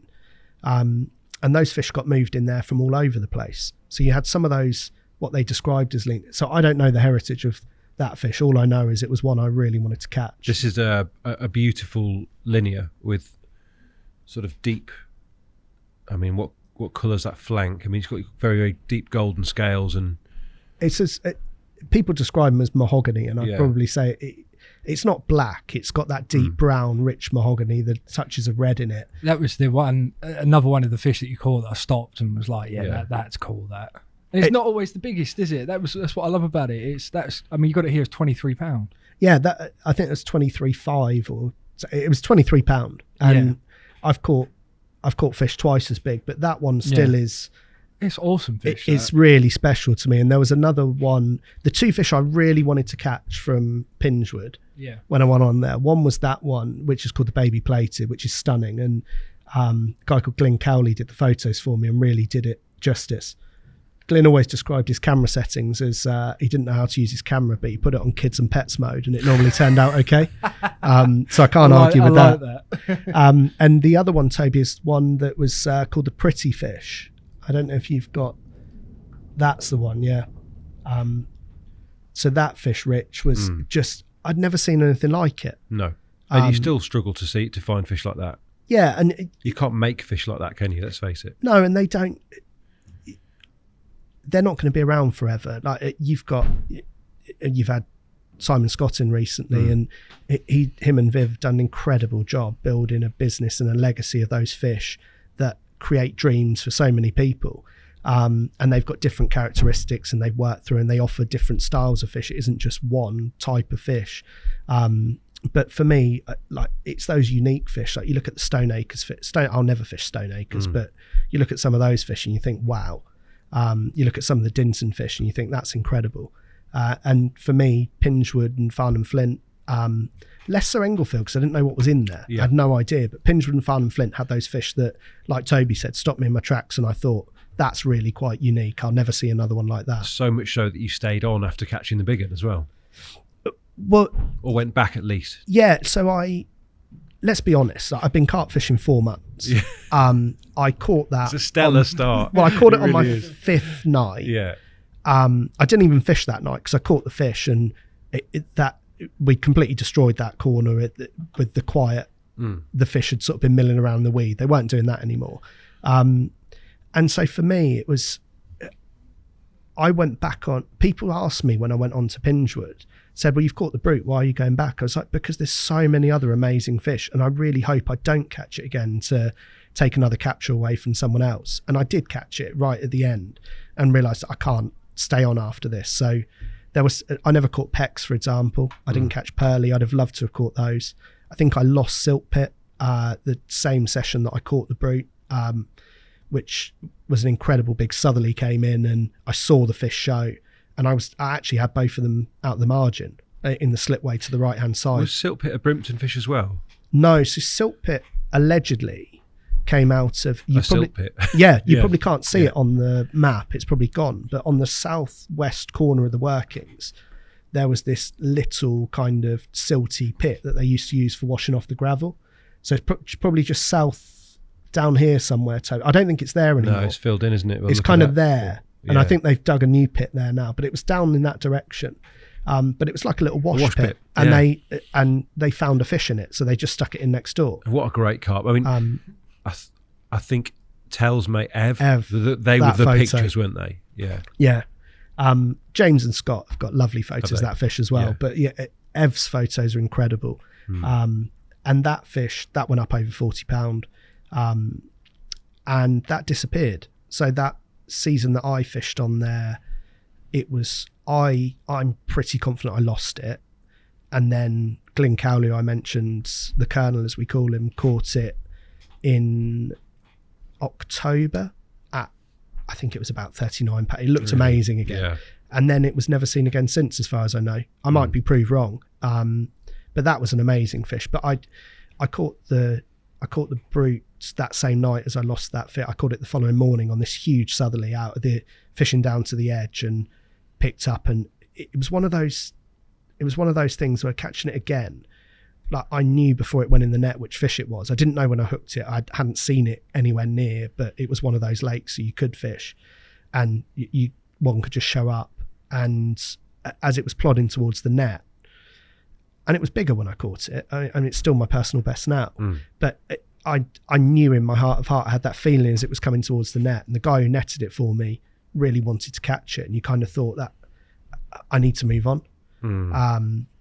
But caught some lovely fish there, and I wouldn't change my time on Pingewood. Met some brilliant anglers as well, like guys travelling from a fair way to come and fish it, and I was just after certain high profile anglers just before other ones, but met lots of people who are still friends for life fishing that lake.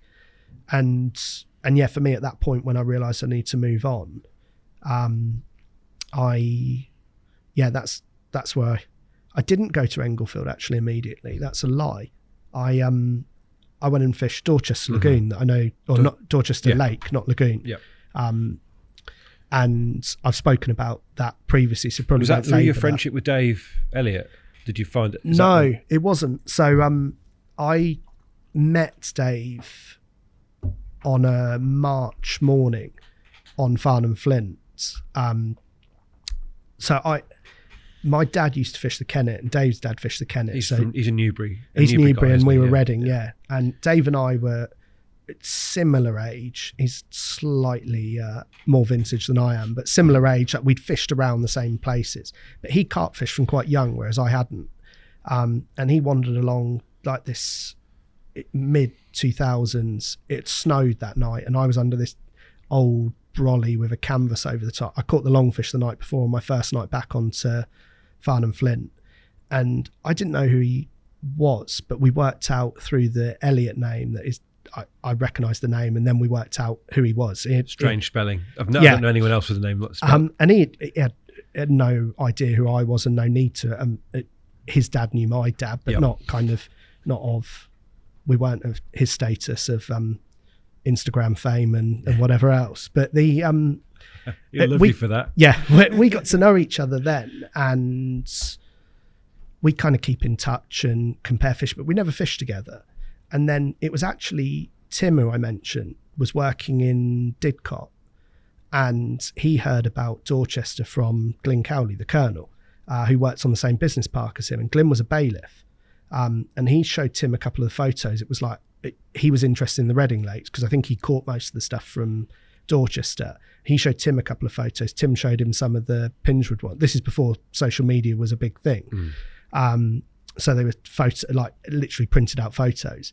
And Tim said to me, he's like, we've got to go and look at this lake. He's like, I don't know exactly where it is, but I've got a rough idea. I know which club he's a bailiff for. So looking through the club book, it can only be one place. So we went up there and had a look round, and it's a weird lake. It's like there's a breaker's yard on one side. There's always comings and goings in a car park. There's a road that's basically on top of a load of snags. So you can find the fish the whole time. Bizarre lake. But yeah, I liked it on the basis that we knew there were 12 or 13 carp in it at that point. You could find the fish immediately. And so Tim and I did a random night that February. Again, I don't know why we started in February. Always a February. It's because you the get light the levels itch, don't go. you, as well? You Yeah. get the itch and you're like, let's go to the new lake. Let's go to this next place. It's the light levels, Rich. I'm convinced of it. It's you spend the week winter fishing for. I love my roach fishing, my chub fishing, my barbel fishing. I love fishing for anything I can. Whether it's in the sea, I've done a bit of game fishing, fly fishing recently. Really enjoy it. But the thing, you get your plans over the winter, and then something happens in February, about the second or third week in February, where the light levels just change. Whether it's warm or cold, you convince yourself that it's a good idea to have a go. And so we did that. And it was a Saturday afternoon we showed up, and I was in the Scaffold Point swim on the left, because when you start on the lake, it commands a load of water. And you'd found the fish in the snags, even though it's February, they were sat in the snags. So you're like, I can see that one. This is the closest point if they come out. Made sense to me. And Tim fished in the Blair Witch. Whilst I was setting up, so literally just getting the first rod out, who should wander around but Dave Elliott? So we hadn't spoken in between, but he's like, what kind of, how on earth have you heard about this place? And Tim had told me not to drop the kernel in it. So I didn't, and said, Tim told me about it and don't really know what's in here.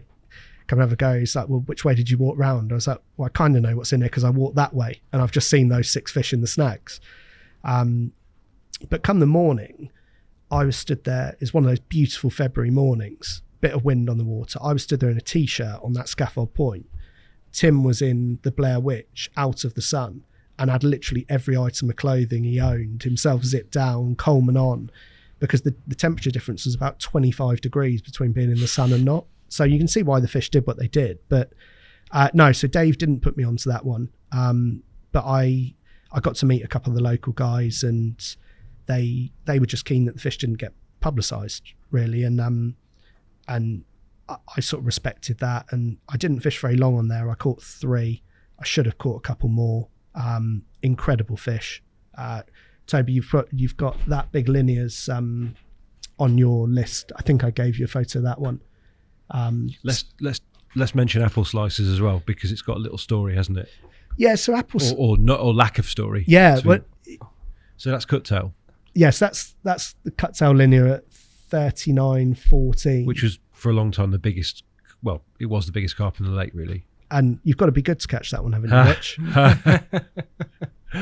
Only the best catch that one. Yeah, there we go. Actually, it was quite friendly, wasn't it? I think out of the stock, that was the one that, certainly out of the old ones, that was the one that was likely to get caught. I don't know if we've crossed over. I mean, I should add, we didn't fish the lake at the same time, but that's probably the only fish that we both caught.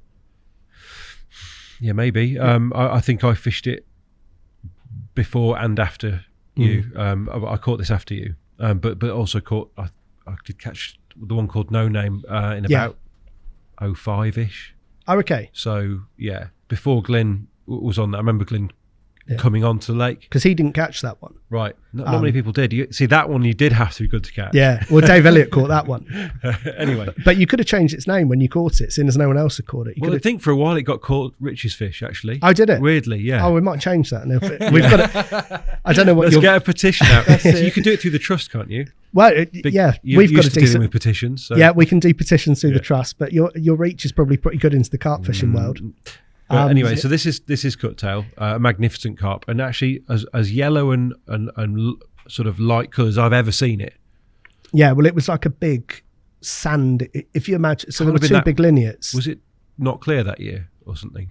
No, it was really. It was clear. But I don't know why the photos come out. It was very yellow in the water that year when I was. So you look at the big linear, which is.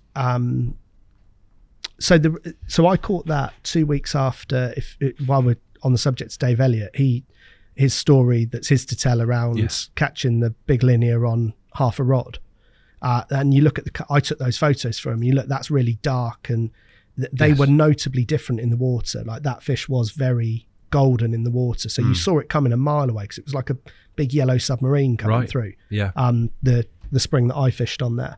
But most of the other fish were very dark. And Toby, I think you've got apple slicers, night shots. Now, the story of apple slicers you allude to, Rich, is that no one seems to have ever caught it or seen Look at it though. I mean, night shots never do fish justice, but the shape, the long tail wrist, those really sort of like quite squarish scales, and you know. It's a mega carp. It's an amazing fish, and that was my first one from the lake. Yeah. And on a lake of 12 or 13 carp, you build a picture of them. You get to see them. I couldn't tie that fish down to having definitely seen it. And I was always told about No Name as this sort of fictional one, and got the photos and shared them, and no one could find another photo of it. The only person I've ever spoken to who says they've seen another photo of it is Piers. And Piers has seen photos of most fish around that area. But he told me at one point that he'd seen another photo of that somewhere. But I don't know about you, or know a few of the guys who fished it. I'd forgotten about it, if I'm honest, that it even existed. Because I think I'd fished it, gone away, and when I became interested in it again, your photos were around. Like I've seen that picture, and it's only since I've seen it again that's reminded me that it even existed. Yeah. So there's a couple of lads that I know who've got fairly exhaustive albums. Like there's two, like Joe Forrester and Mitch Wotton are the two that I would say have got the best albums. And I don't remember seeing them with that one. So Joe started just after I finished. Yep. I think we crossed over for one night. There, and that's where I met Joe. But yeah, I don't know of that fish being caught before. Crazy. I mean, in a lake that small with that amount, because it got pressure as well. Yeah, and people fished it well. Yeah.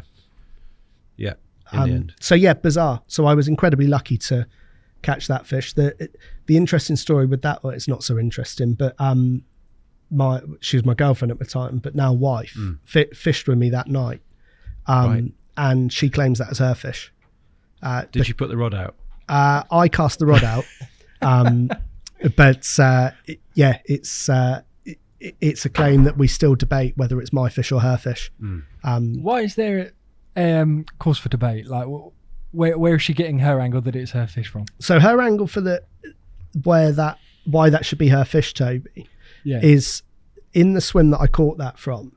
There's a kind of main area out in the open water. Okay. That I'd been baiting.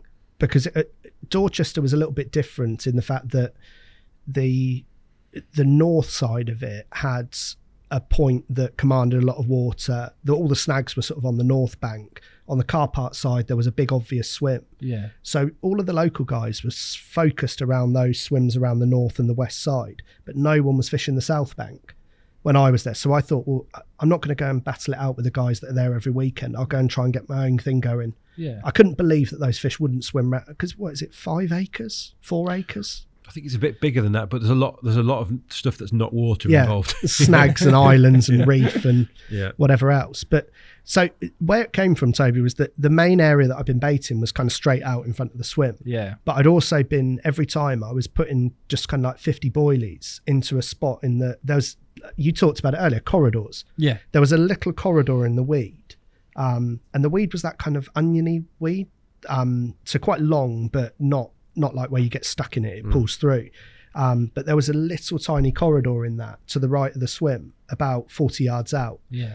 And I'd been baiting that just with boilies, and I thought, kind of similar to Pingewood, I thought, well, I'll spread the bait around. I don't want that swim getting any. If I ever catch one off it, it's going to be kind of on a single bait or a few baits. That night, I'd never fished the spot. I just kept baiting it. That night, I said to Verity, my wife, I was like, right, because you're here, I'm going to put a rod on that one. I'm going to fish one on that one on that one. And she claims that was her rod. And she's probably right, to be honest. She's right about most things, Toby. So, I'm potentially claiming someone else's capture there, Rich. But nonetheless, an amazing carp.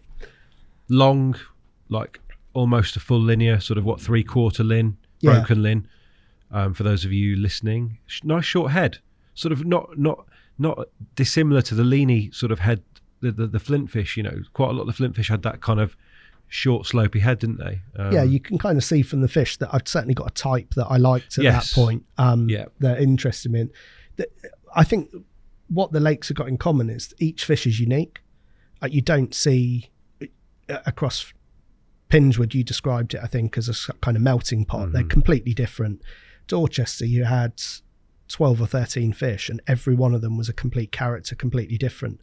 Even though you had 2 zip linears and a half linear, that all 3 fish were completely different in shape, in size, and actually you'd go about catching them a different way. You wouldn't fish for them in exactly the same way. You'd approach them in different ways, and I think I like that uniqueness. Yeah, and I think one of the most underrated stocks of carp that we've had, largely because they never got huge. But in terms of just how unique they were, well, I mean, there won't be any fish like that again. We've just done a piece for Topography with Stokesy about his time on there, which again would have been just after you. And he describes, I think at one point he says, look, I've since realised that there are no fish like that, and there never will be. Again, yes, they weren't huge, kind of made them all their home, and the sort of the little details about those fish that made them different. They were something else, and I'm not surprised that they were kept kind of quiet even during your time on there. Yeah, I mean, Tom, I can't remember the route that he went. Tom and I have spoken since, and we'd always crossed over, but not fished. We fished loads of the same places, but never at the same time. And he's gone on to much bigger and better things. He's an incredible angler from what everyone says about him, and a lovely bloke. And what's interesting there is that Tom could probably fish pretty much anywhere he wants to, but he was on that, I guess, upward trajectory at a similar time to I was, that he'd learnt his trade locally. He was progressing, he was travelling a lot further, he was committing the time to go every weekend and target these fish. And he was progressing down the M40, I guess, at that time. And those fish he'd got word of. I don't know how you probably cover how he'd heard about them, but that's how I think he met Joe. I think he'd seen a picture while he was on Vauxhall Lake. Yeah, which is now embryo Stanton Harcourt. Which is probably Dave Elliott. Maybe. But yeah, it was a picture of Dave with that fish, I think, that he'd seen. Yeah, and you've got those links, and you think about those communities, they all link in of the people that have fished through those waters. And you get some anglers, and we'll come on to talk about Englefield, I imagine. I met Oz Holness on Englefield, and Oz and Tom just did a fundraiser for the Angling Trust, which was brilliant to see. But they did it partly because of the relationship they've got with those lakes, and it's lovely to have people that I've communicated with or known. And you get someone like Oz, who's caught the biggest fish in the country, and travelled all over the place, been successful everywhere he's fished. It was that, I guess, when I was fishing Englefield and there was just me and Oz on it a lot of the time midweek, you're sort of like, I remember Cy Croft, who I mentioned earlier, who fished Yateley, describing, saying you'd have loved Yateley. And I always thought, well, would I have loved Yateley? And you read all Scott's chapter in Forgotten Chapters is my favourite piece of writing I go back to time and time again. But you think, would I have loved it? Because these guys were the best at what they did. And I wouldn't have felt I belonged. And I guess by the time I got to fish in Englefield, and you're fishing along, and Englefield was, by the time I will talk about the earlier part, by the time Oz got there, I found that the most frustrating bit of fishing I'd done, because Oz was kind of fishing Monday to Wednesday, and I was doing a Monday night, because I'd moved to Bristol by that stage, was driving to London on a Monday, driving back out, fishing the night, and then going back in Tuesday. But I couldn't switch my days. They were my office days. Almost every time, there was one where it was different. When I showed up, Oz was where I wanted to be in my mind. And it was my first experience, I guess, of fishing a quieter lake with someone who was that good, that was always 2 steps ahead of you. So yeah. One thing I want to know, Jamie, is would you have been accepted even on the car park lake in those shorts? No, probably not. Well, I don't know. Steve Alcott fished it, didn't he? Yeah. But I've tried not to take my fishing too seriously. It's a job now. Being involved in that community, and I've never wanted to take it to. I've always wanted it to be something I've enjoyed doing. I didn't do it for any other reason on the back that I had a bunch of clothes that I could wear and go fishing in, and actually quite practical paddling into the edge of the lake in like pair of board shorts. Yeah. But I've probably grown out of that stage now a little bit. Oh, do you still have them? No, they were retired. What, burnt? Ceremonial? No, it didn't quite. But they, I think, with the fluctuation of weight that you touched on, I think I strained them a little bit much. Well, you were definitely down in weight when you had the brute. Yeah, that was earlier days. So I think the thing I've really been looking forward to is the Englefield story, because your Englefield, the time you were on there, was probably the last time that lake was quiet and was unknown to most of us. And I think your pictures were the first ones I'd ever seen. And maybe obviously Alan's in Big Carp, I think, at the time. He did some articles. It was the next year. Yeah. But either way, there was still a huge amount of miss, to the point where I think you mentioned to me that Oz wasn't even sure what he was fishing for when he turned up at that lake. But we're going to come on to that. Talk to me about how you ended up on Englefield, which, aside from Burfield, was going to be a step up as high as you could perhaps go in that area. So Englefield for me happened by accident. And as you've probably seen with the story, we've almost talked it like it's linear, but it doesn't. It crosses over, because the way the ticket worked at the time, it covered all of them. So you could fish whichever one you wanted.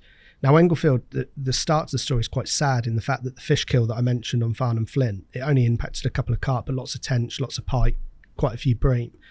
That happened on a big southerly in August, massive big wind. And I got a call from Tim, who was my friend there, saying that the fish are popping up. Can you come and help? And so I went across. I came out of London, and it was a Friday evening, I think, and came to help him. And he and Dell had got access to a boat over on Pingewood. And I said to Tim, well, I'll help you paddle it across, because it was blowing a gale. And Englefield's big and open, and a southerly goes straight across it from the Pingewood side to the Farnham Flint side. Sorry, Jay, is it on the map again? Yeah, yes. It's the lake in between, Toby. So, okay. Sorry, should I meant so that big bit of water on your left with the single, that's Englefield. Oh, okay. So what Rich is talking about here is we started on Farnham Flint to the north, moved to Pingewood south of the road. Englefield's in the middle. That was always the one that got less attention, because when I think before those stockfish went in, I think there's probably 18 carp in, and that's it's getting on for 50 acres. And then the one to the left and north, that's Burfield. This big one here? Yeah, so, and then it goes round where you're Yeah. following. So that into all those finger bays and the dog leg up there. Oh my God, I didn't realise how big it was. It's massive. Yeah, Burfield's 92, 94 acres, I think, something like that. Wow. But there's your little circuit if you were lucky enough to do it. Yeah. And very few have. And the guys who talk about completing Reading, Yeah. before the completing Reading discussion, so the joke we always had was catching them before they were famous. Yeah. And when I saw Oz last a couple of weeks ago, I accused him of making them famous. So he's made dreams for lots of people. He has. And he's such a nice bloke that he can get away with it. But and I think I said to you, I'm going to blame the brute for this whole thing. The brute's easier to But blame. the brute than, definitely brought people to Reading, didn't it? And they stayed. Absolutely. And they'd worked through, and so I think Oz caught the brute quite quickly. He'd caught the Burfield. Yeah. He'd come for the Burfield Common, had caught that, then moved on, caught the brute quite quickly, and he had a ticket then for the other lakes. Flint, I mean, Flint's he's on there now, but didn't interest him at the time. The fish were smaller, and Englefield was kind of the unknown. But if we track back time-wise to mid-2000s when I first went on there, to get from where you are on Pingewood with the boat over Englefield, we just paddled it across to Flint. With the wind, thankfully. With the fan, luckily I didn't have to take it back. Dell put a pump into Flint to address the oxygen crash, and Tim and I fished Englefield, and I've spoken about this story before, so I won't labour it. But basically, I was in that arm that's right at the north, Toby, a little arm, wind hacking in there, and Tim was the other side of that little pool to the west into that little kind of bay. So opposite way. Left. Just slightly to the right of there. And we both just fished in our margins. Yeah. Tim was feeding the pump. It was basically dark by the time we put rods in. I lost a big fish that still haunts me about an hour after putting the rods out, that I lost at the net, that I touched with the net and fell the wrong side of the cord. And Tim then, at about 5 a.m, came round and said, I've got one. And he had a fish that was 34-pound 8. We had no idea what was in there. It was the first night we'd fished it. Despite the fact you'd been fishing the area for a while, you had no idea at all? No, there was one guy who was doing a long time on there, who kept himself to himself, who we sort of said hello to as we went past, but never really shared anything. And then there was Secret Stewart, who rode by on his bike, who gets mentions in different people's books around there. And Stewart, you had to kind of prove yourself to Stewart before he'd come and have a sit and talk to you. So that probably took about 3 years. But then it's just a fountain of information and knows everything about those lakes. Now, I'd met Piers, and I didn't know well, but I knew Andy Dodd from fishing around Still the very area. Much involved with the club, I think. Isn't Massively he? involved, yeah. He's a lovely, brilliant angler of all sorts, really passionate, gives so much time. Caught the eye at that stage, hadn't he? He caught the eye, yeah. But Doddy's a real all-rounder. Brilliant fly caster, catches loads of huge bass, does all sorts of fishing. And I used to he'd wander in and come and sit and have a chat. I remember at one point he'd broken his foot, and him sitting with me for ages on the lawn at Pingewood just having a chat, and I caught one. And him calling people around like almost like a conductor. You do this, you do that, sitting on his chair with his broken foot. So Piers had always nodded to the fact that there'd been special fish in Englefield and no one fished it. No one really knew what was in there. But what we did know is in 2003, winter 2002, there were big floods through the Kennet Valley. And the match anglers kept getting smashed up on bits of the cut by carp. So the club netted them and moved a load of carp across to Reading, to the pits, and they went into Englefield. Now, some of them found their way actually the opposite way to the flint fish and ended up in Farnham Flint. So golden scaly, silver scaly, sea scale were canal fish, and you can kind of trace them back. But within that tranche of fish that went in were some sort of slightly deeper body, bigger fish, some scaly ones, some less scaly ones. But they are the fish that now are the focus of everyone's desire on Englefield. And I think it was having a brief conversation for Piers, kind of saying, well, of course, those canal fish are in there as well. But so it doesn't, if there are none, they'll be growing on. It's so rich in there. So we really didn't know what it was. And then if you imagine I'd lost this big fish and it still haunts, like I've still Could got it images. have been the mythical twisty, like that Jock Downs had caught in the, the late 80s? I don't think so. No, I think that gone fish, by then. I think that fish had gone. I don't know what it was. Who knows? It could have been the leather that I caught that I've just blown out of all proportion in my mind. I saw its back. It had virtually no scales. It was a lighter coloured fish. It wasn't the one that Tim caught. That's all, because he caught it that same night, and I had the fish come straight towards me, about where you are, towards the net, and I could see it had no scales on its dorsal line, whereas Tim's had a line of scales either side. And we compared the sizes of the two fish, and Tim was stood behind me up the bank. I had a head torch on and was standing out in the water, and the hook pulled at the net. And we both agreed that when you rolled Tim's fish onto its stomach and looked at its back, but the fish that I lost was wider than that was in our eye. But the problem for me is Tim was further up and never really see it properly, and I still convinced myself that I'm over egging it. So I don't know what it was, but what it told us was I'd lost something big. Tim had just caught a near 35 pounder spawned out, and that was our first night, and amazing conditions. And then so Cooperman had looked around it previously. I think he'd fished the spring and caught nothing.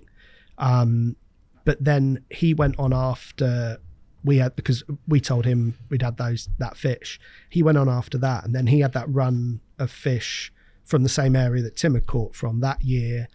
And then he caught the following spring, which is when he caught that same fish that Tim had caught at 44 pound, which was on the cover of Big Carp.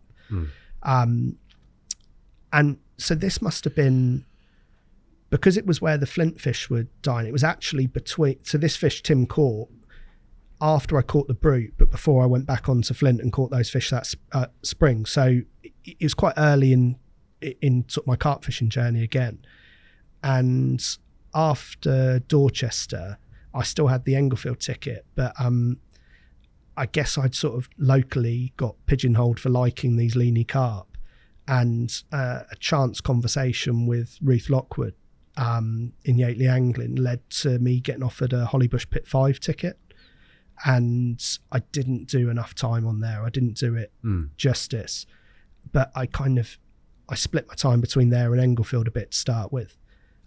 Should have done more time on both of them. But can you imagine, you look back at Hollybush, which lots of people might not know about. It was, again, one of those kind of old mythical leany waters in the same area as the Garrison Lake that Chris Ball's written about.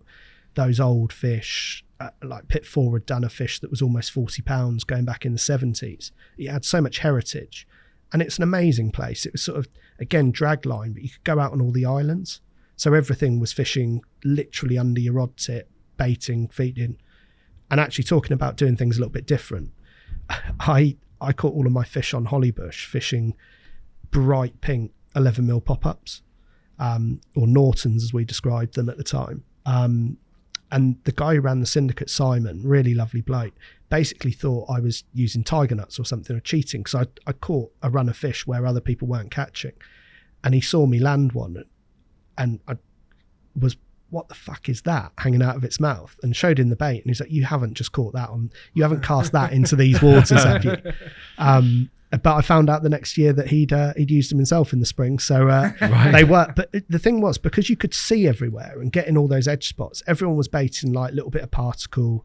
You couldn't use tigers, but using sort of hemp and pellet and broken boilie. So the fish kept coming across the same baiting environment. So all I was doing was using whole 15mm boilies and fishing a garish pink pop-up over the top. Because I thought, well, no one's ever going to have done, but it works on other lakes. Why shouldn't it work here?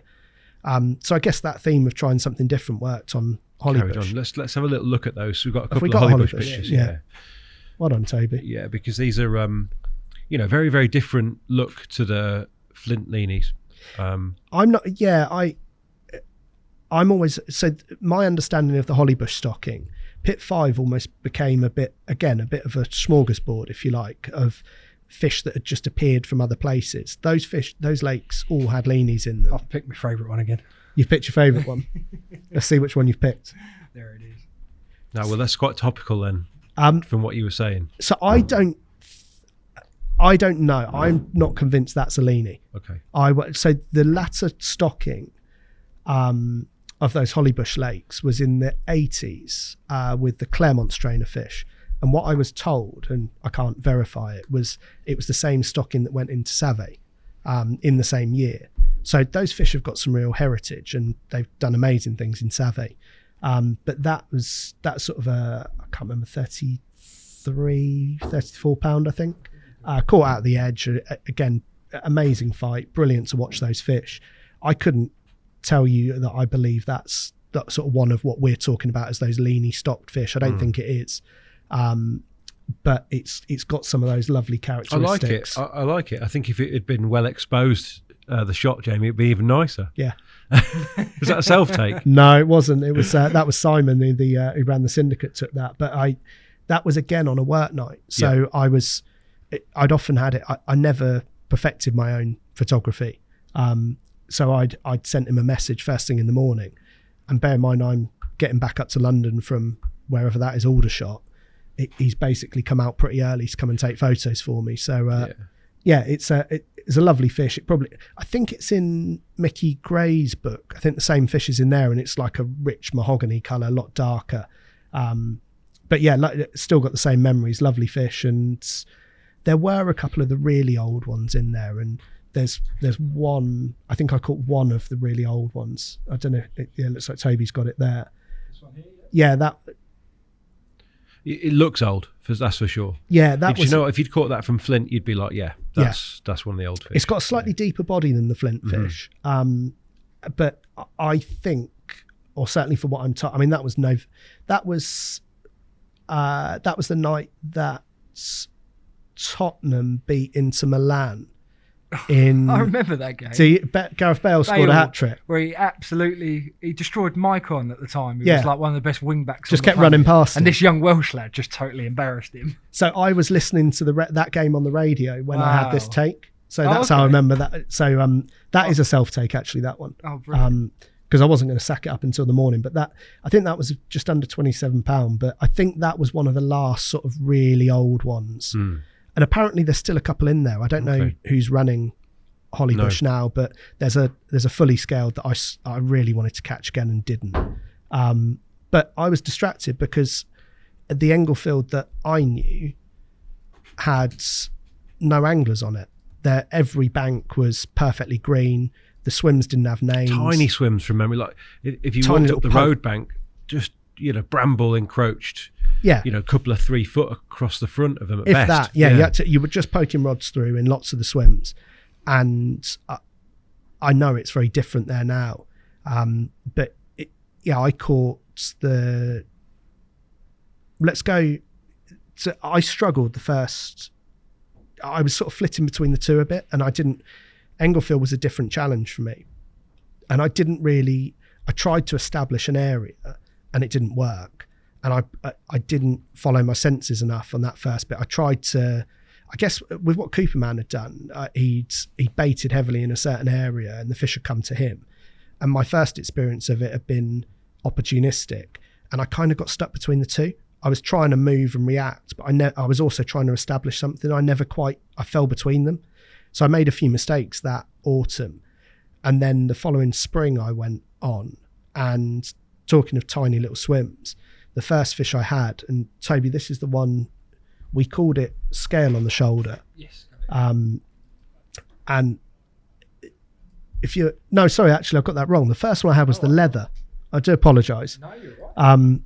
And there was a little corner I'd been baiting in Sales Farm Corner, which we always called kind of no carp corner. It's a cool fish afterwards.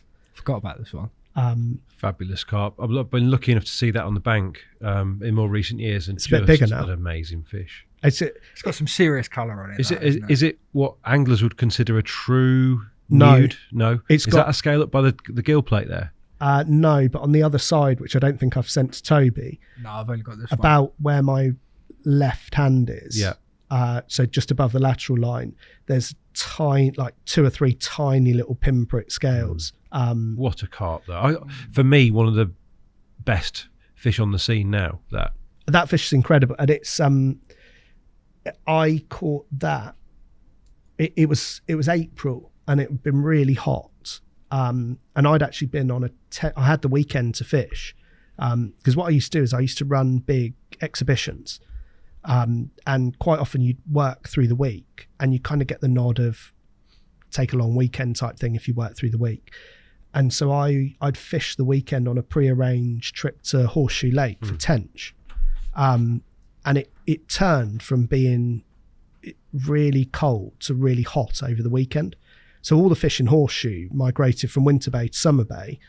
I had the carp rods with me as well as the tench rods. The tench rods got packed away very quickly, and I caught 3 carp on that last night. And I just thought, I know where they're going to be on Englefield in this weather. So on the Sunday, I diverted back to the lake, and the fish were in that corner.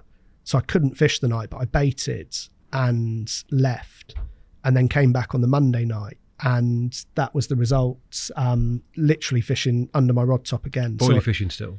Yeah, that was actually just on that was on a hinge stiff link with 9 baits around it, just right in the edge, and just fished 2 rods, just had one either side, which for me was bizarre on a lake like Englefield, where most of the shows you saw were out in no man's land you couldn't reach, but those fish were in that corner. So yeah, got really lucky with that one, and such a stunning fish. Oh, you'd struggle. I mean, I remember seeing that fish at the time, also kind of been long after, the picture of it, and just thinking that is amazing. And we were starting to hear the odd rumbling from Engie, but I mean, obviously you guys were actually discovering step by step, weren't you, what was in there? Yeah, we just didn't know. Like we couldn't track back the fish.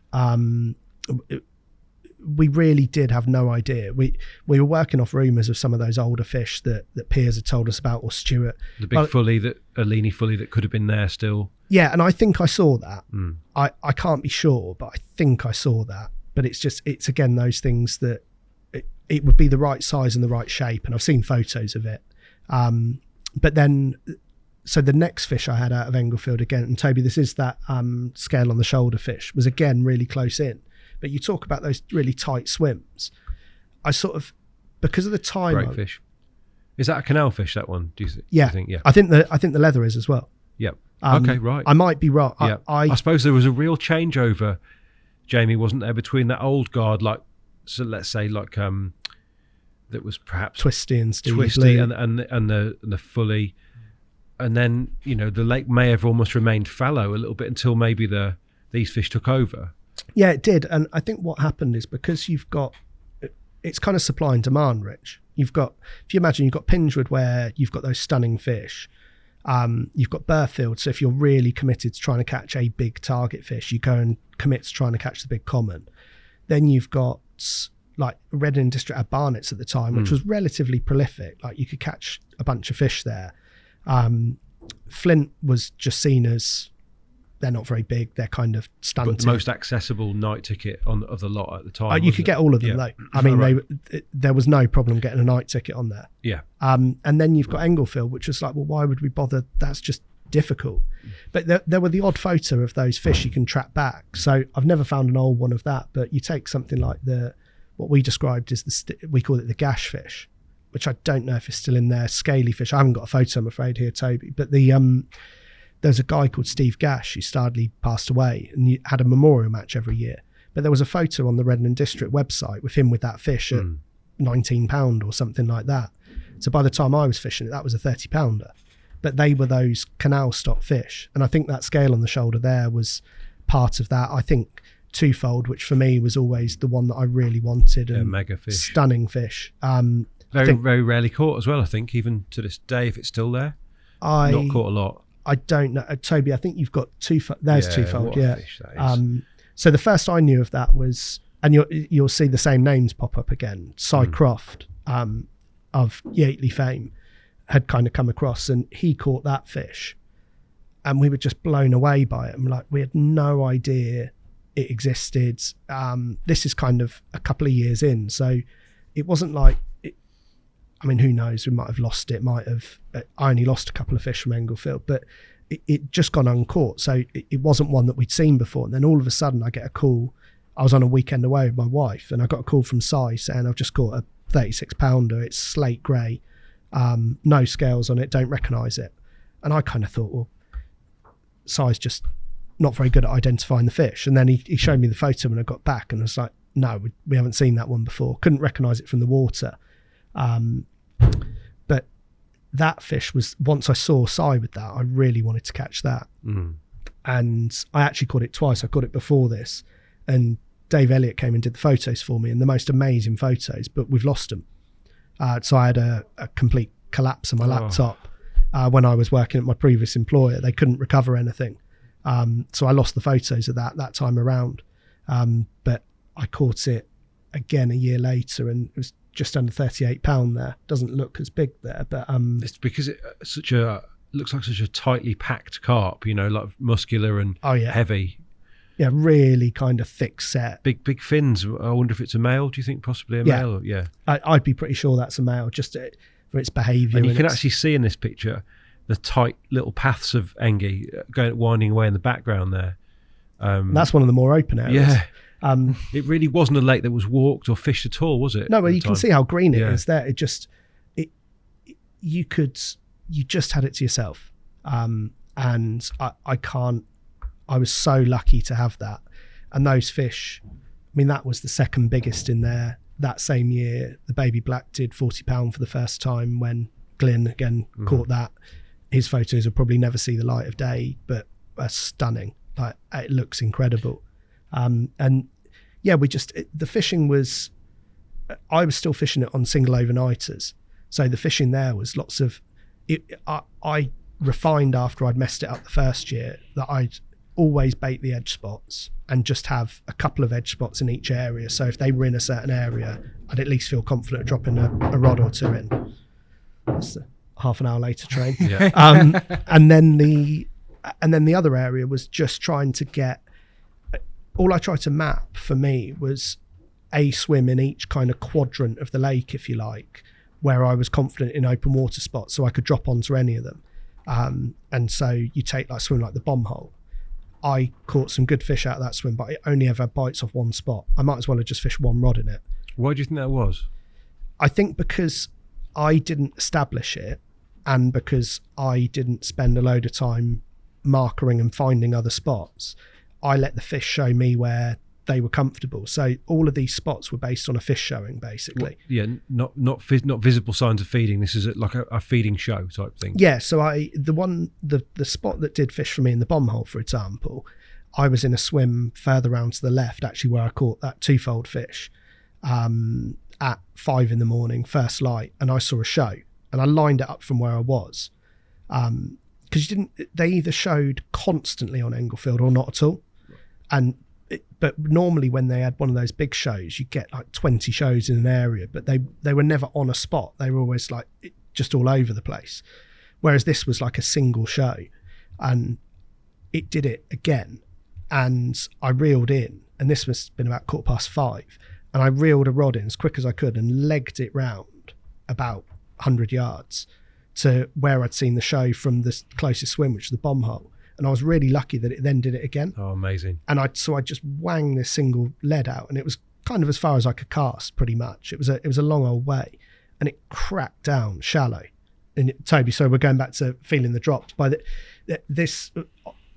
I never got a similar drop right or left of this. And I'm not a long caster, but it's kind of probably 120, 125 yards, this spot. A fair way out, though. Yeah, I could put a lead that far. I mean, you see some of the guys now put a lead an awful long way, and I'm not accurate enough to do that. But you just knew when you hit the spot, and you could be a yard right or a yard left. You wouldn't get the drop.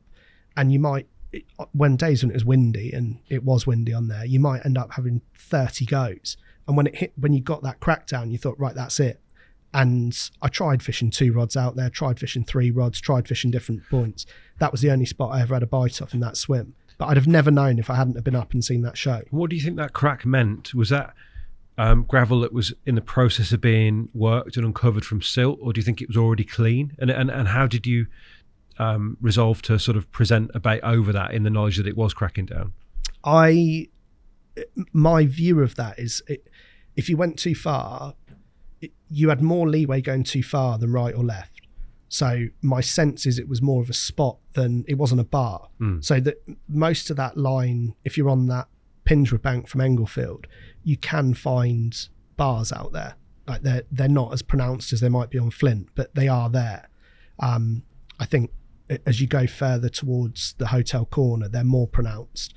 But I don't think it was anything like that. I think it was a spot that there was some, well, I know there was natural food in there because the first time I fished it for a night, I brought back a bloodworm on the hook. So I suspect what it was a natural food larder that I just got really lucky to see the shows over.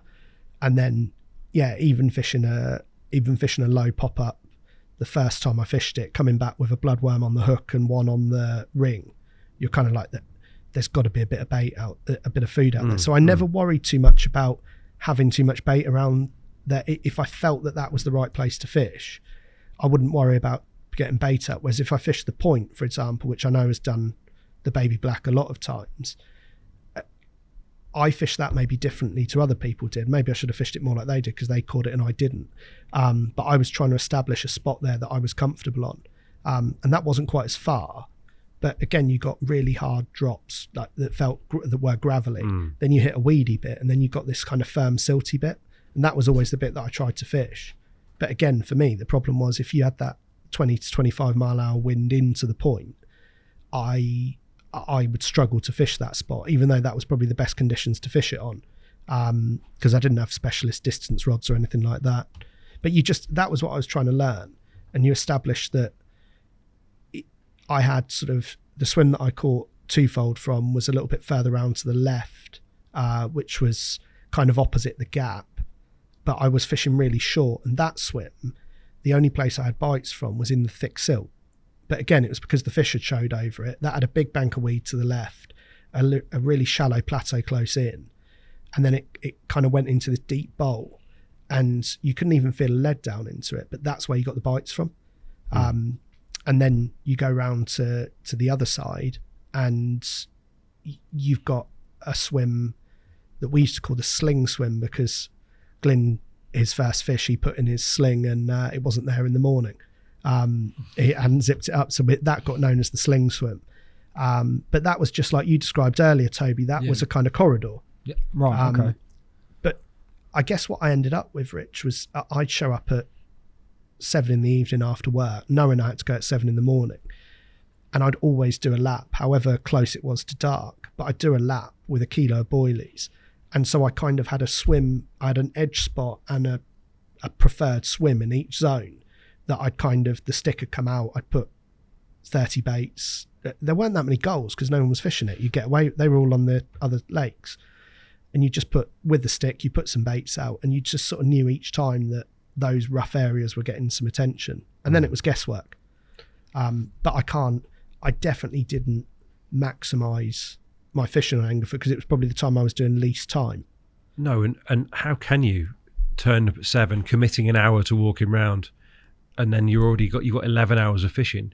That's tough to maximise. We got sleep as well at some point, I imagine, haven't you? You do have to sleep. Were you in any state to work the next day off the back of these? So I got into, by this time I've moved from London to Bristol, and my pattern was Monday I'd drive up early in the morning, work the day, come back and fish Tuesday night, Monday night, into the office again Tuesday, and then get back about kind of 9 o'clock Tuesday evening.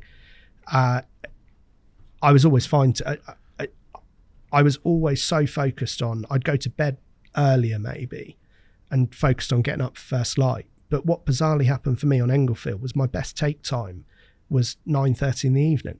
Right. And I've never, no one I've spoken to. Such a rare time to get bites. Yeah, and bear in mind the commotion I'm making. So I'm probably getting my rods out about 8. And because of the way that I treated it, I was baiting quite heavily. So in some of those swims, I'd be spomming or sticking out 2 or 3 kilos of bait at 8 to 9 o'clock, and then an hour and a half later I'd have a take. It was just bizarre. But so I used to try and get to sleep as soon as I could, which after the day you'd had, but I ended up between 9:30. I couldn't go to bed before 10:30 because 9:30 to 10:30 was my best take time. You're kind of listening out and you'd hear the odd one if you were lucky, but on those big windy pits you've got to be quite lucky to hear them, unless it's flat calm, and then you hear them and they could be anywhere. It must have been, pick them out. It must have been absolutely electric when you knew you were on Engie in those days. It was. And the thing with Englefield at that point is they were, if you were on them, you'd have a chance. Like if you could get your location right, they weren't riggy, they weren't difficult to catch, they weren't pressured carp. They liked bait. I think they still like bait, and if you were on them, you caught. I mean, I had one night where, again, just doing what I'd done with walking round, I was standing in the hotel corner in a swim I'd never fished before, but the wind was blowing down that way, and that twofold fish, I'm absolutely convinced it was it, rolled about 8 foot out in front of me. I was like, how lucky could you be to be standing in that swim that you'd never fished before and that fish rolls? And so I stood there for another 5 minutes, and one showed at about 40 yards. And I'm right, that's that for the night. I'd no prep, so that was kind of choddies on, cast out, not really feeling drops, get the stick out.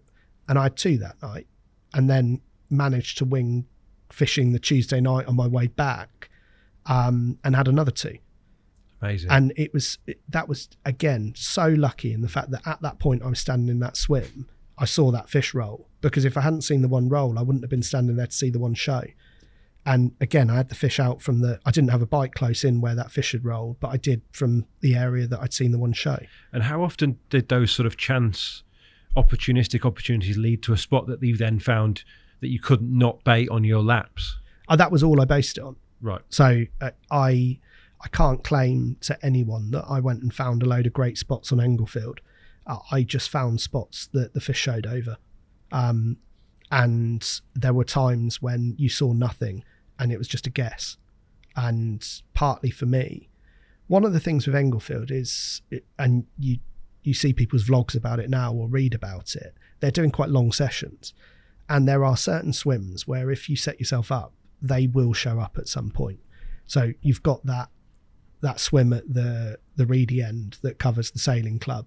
You've got the swim that we used to call the viewing swim, or they call something else. I can't remember what they call it. But basically on the opposite side, covering towards that gap in front of the sailing club, you've got the point, you've got the bomb hole, you've got the swim that kind of covers, that I think Scott did well out of, that sort of opening area into the hotel end. And then you've got, I think Scott Lloyd fished and caught, he actually caught that twofold fish, I think, because it's red in his pictures as well, isn't it? And I think he caught that from what we used to call the sling swim. And then you've got the one in the woods, the outer bound swim that you can fish up into the open water. Like in those areas, if you had 3 or 4 nights and put the work in, you could be pretty confident that at some point there's going to be fish in or around your areas. Whereas for me, I didn't ever have 3 or 4 nights, and I fished it in a very opportunistic way, I think. But yeah, it was that. You're absolutely right. If you saw a show and were on a fish, you were really confident getting a bite. I had one time when I saw the baby black show, and it was absolutely that fish, no question about it, and I couldn't reach it. Oh. And it's the closest I've been to, bear in mind how long my association is with the club. I'm not going to bend any rules with that. Like Del's been, I've known Del for years, and he doesn't suffer fools lightly. No. And regardless, I mean, this is 10, 15 years before I've got the job that I've got, but I was never going to the rules are there because there's a reason for them. I was fishing it on my own. You can say, what would the harm have been in jumping an inflatable and getting that extra 20 yards out? Because I'm sure if I could have got a bait there, I'd have had a real chance of catching that night, because I generally caught if I'd seen fish, but I couldn't reach it. And I remember going to bed that night thinking, I wish I could have reached that fish, because I reckon I'd have caught that fish. But yeah, I was so lucky to have that lake almost to myself. And you shared it sort of with a couple of local friends because they'd come and take photos for you. But bizarrely, even the ones you shared it with didn't really come and fish it that much. Some have gone back since and fished it, and some have had really good captures on. But yeah, there were just a handful of us fishing it at that point, kind of keeping it as quiet as we could. If we publicised anything, it was generally at the smaller end of the fish that we publicise. And yeah, we had some lovely fish in there, and that after the publicity had come of those lakes, kind of as you said about Flint, we felt it was comfortable to share some of the photos that we shared, because we weren't ruining anyone else's fish in doing so. No, and that is something that I think we really should talk about, Jamie, obviously, because you've got now 2 hats on in life, and our instincts to keep places quiet as anglers I think we've all felt that at times. However, you look at someone like Dell at Reading, these clubs are the lifeblood of our sport. If they don't get any exposure, then Dell's life is a lot harder, isn't it, in terms of attracting new members? So, I mean, how does that all sit with you? I probably have to answer it in two different hats, as you say. From a personal perspective, I've always been slightly more inclined to keep my fishing to myself, and some places I fish you can't publicise. For me personally, I think it's really important, and the first time I met Dan here, he talked to me about how important it was that I showed the angling world that I was an angler, that I lived it, breathed it, understood it, because he said that just that message is gold dust, and you need to tell people that you live the same life they do, you understand the things that they understand. From an organisational perspective, if we come to the Angling Trust, if you think about pathways into the sport, and one of the key things, if you look at the things we do, we fight for fishing in the environment. So we campaign around pollution or access or whatever it might be to protect fishing. And where we need to, through Fish Legal, we'll take people to court. We get more people fishing more often, so we try and introduce new people to the sport. And then we support clubs and fisheries with advice and access that they can't otherwise get, so that they run best practice, so you avoid things like fish kills, but help clubs be sustainable. The big reason clubs are so important, Rich, is because they, as you said, they're the lifeblood, but they're the infrastructure that people come into the sport through. And it's the same for other sport. Whether you look at it as a sport or a pastime, whatever it is, club infrastructure and accessible fisheries are vital for that. So if you take Reading District as an example, and we've talked a lot about the Reading waters, pre-COVID, a lot of clubs were seeing, and Reading wasn't different in this respect, we're seeing numbers dwindle. Memberships were falling away. You probably saw even from specialist carp fisheries, there were lists that were open that hadn't been for a long time. You had a kind of general decline. And what we did through COVID gave a massive shot in the arm and an injection into participation. It got fishing on the front pages again. It got fishing, as we had like the Sunday Times, 100 things to do with your kids in the summer holidays, take them fishing. But the problem for us from a participation perspective is there's no point me working with a bunch of coaches that we bus into Reading District, run a single event. You take the kids, or Toby takes his kids down, and the kids love it. You create that desire around the children or the families to go again, and they say, well, where can I go again? You say, oh, sorry, well, we're off somewhere else next week. You have to run participation through the local infrastructure. So making sure that the club systems are strong, that they've got good facilities, that they're welcoming to all members of society so they can come in and try fishing. And then that they've got the promotion so that those anglers, because they can't do that for free, they need to sell tickets, so that those more embedded anglers, lifelong anglers, buy tickets and continue to support their local clubs.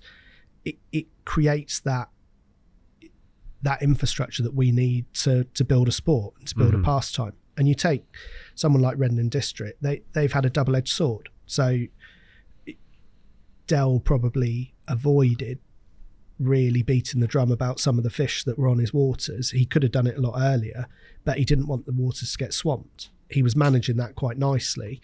COVID came along. All of a sudden we got fishing back before anything else. You had a massive influx of anglers. Their membership went through the roof, and you get to a point where, particularly with people on furlough, membership numbers are unsustainable because people were fishing longer than they would have been otherwise. So they had to build a balance, and you've now got clubs like Reading are in a position, I think Farnham in the similar area are on a full list, but they're in a position where they're trying to work out, well, how do we balance that? So we looked at the Farnham Flint site on the map.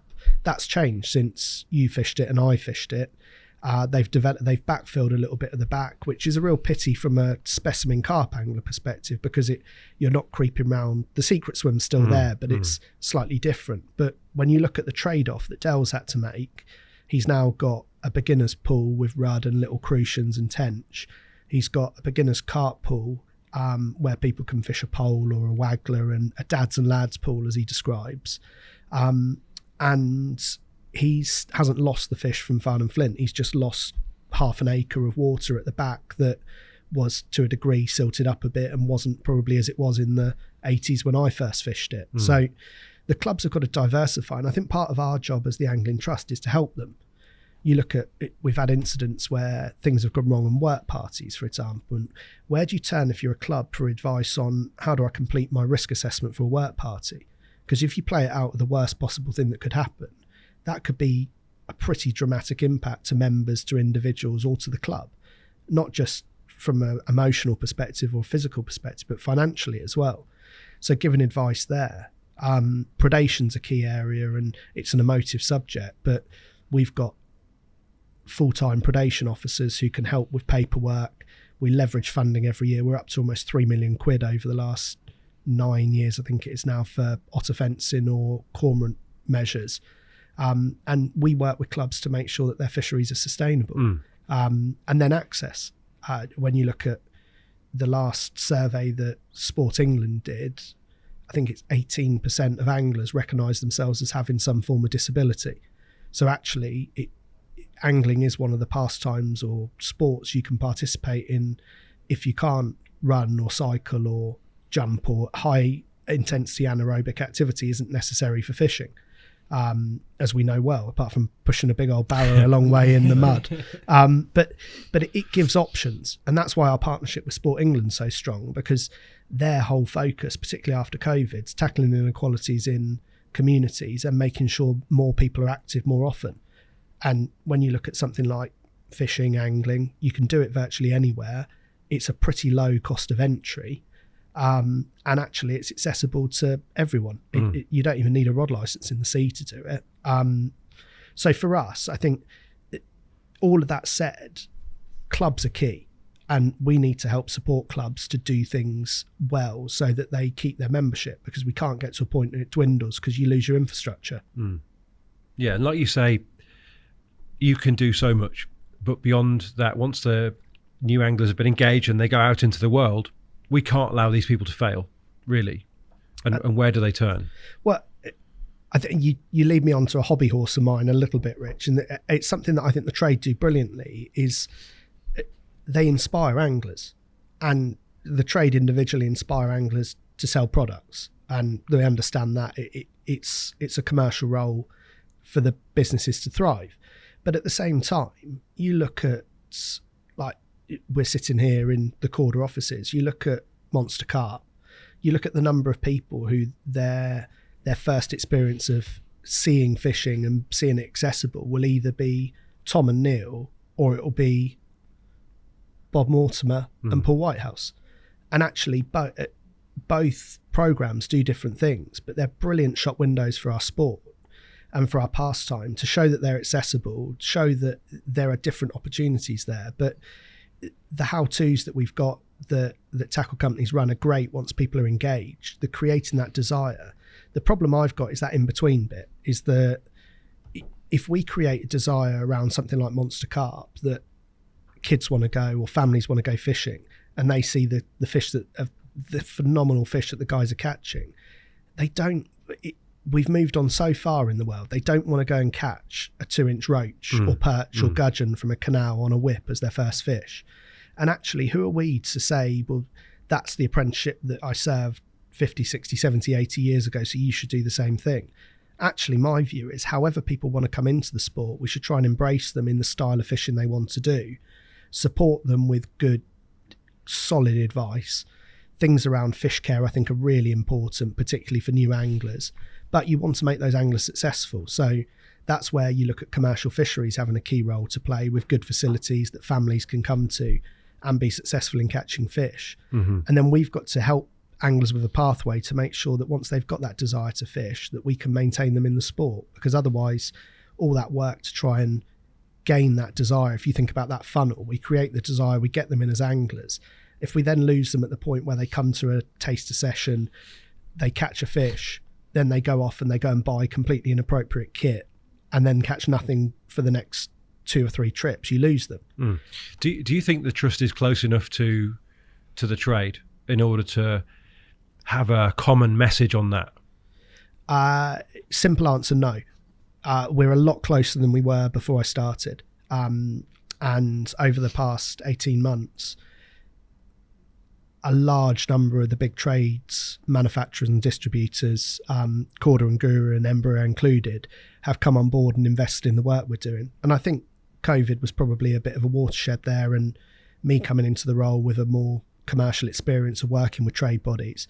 But we need to work hand in hand over what's good for us and good for them. And we're probably in a position where trade representation, whatever form it's been, has not been where the trade need it to be in this country. You look at where it is in Europe, we don't have a strong representative trade body and never have.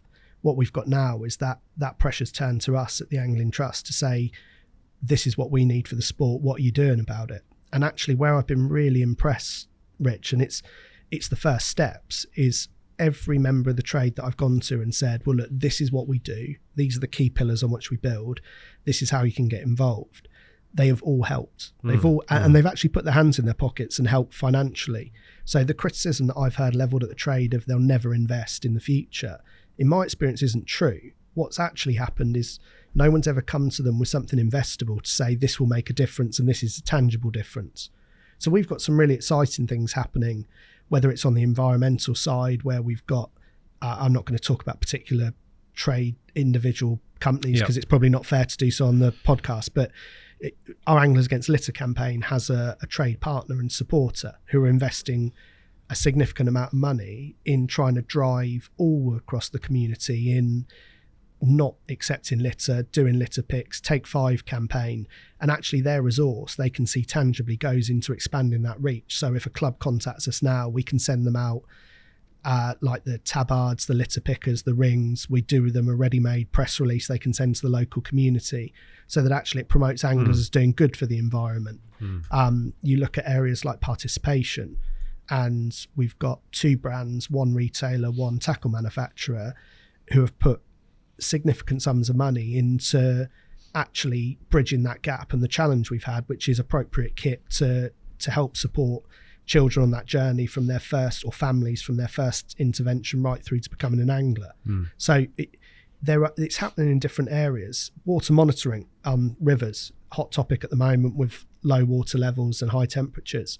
I probably can touch on this one because it's a completely different sector, but we're working with Orvis in the fly fishing world, and they committed a certain proportion of their turnover on one of their ranges last year to launching this monitoring network.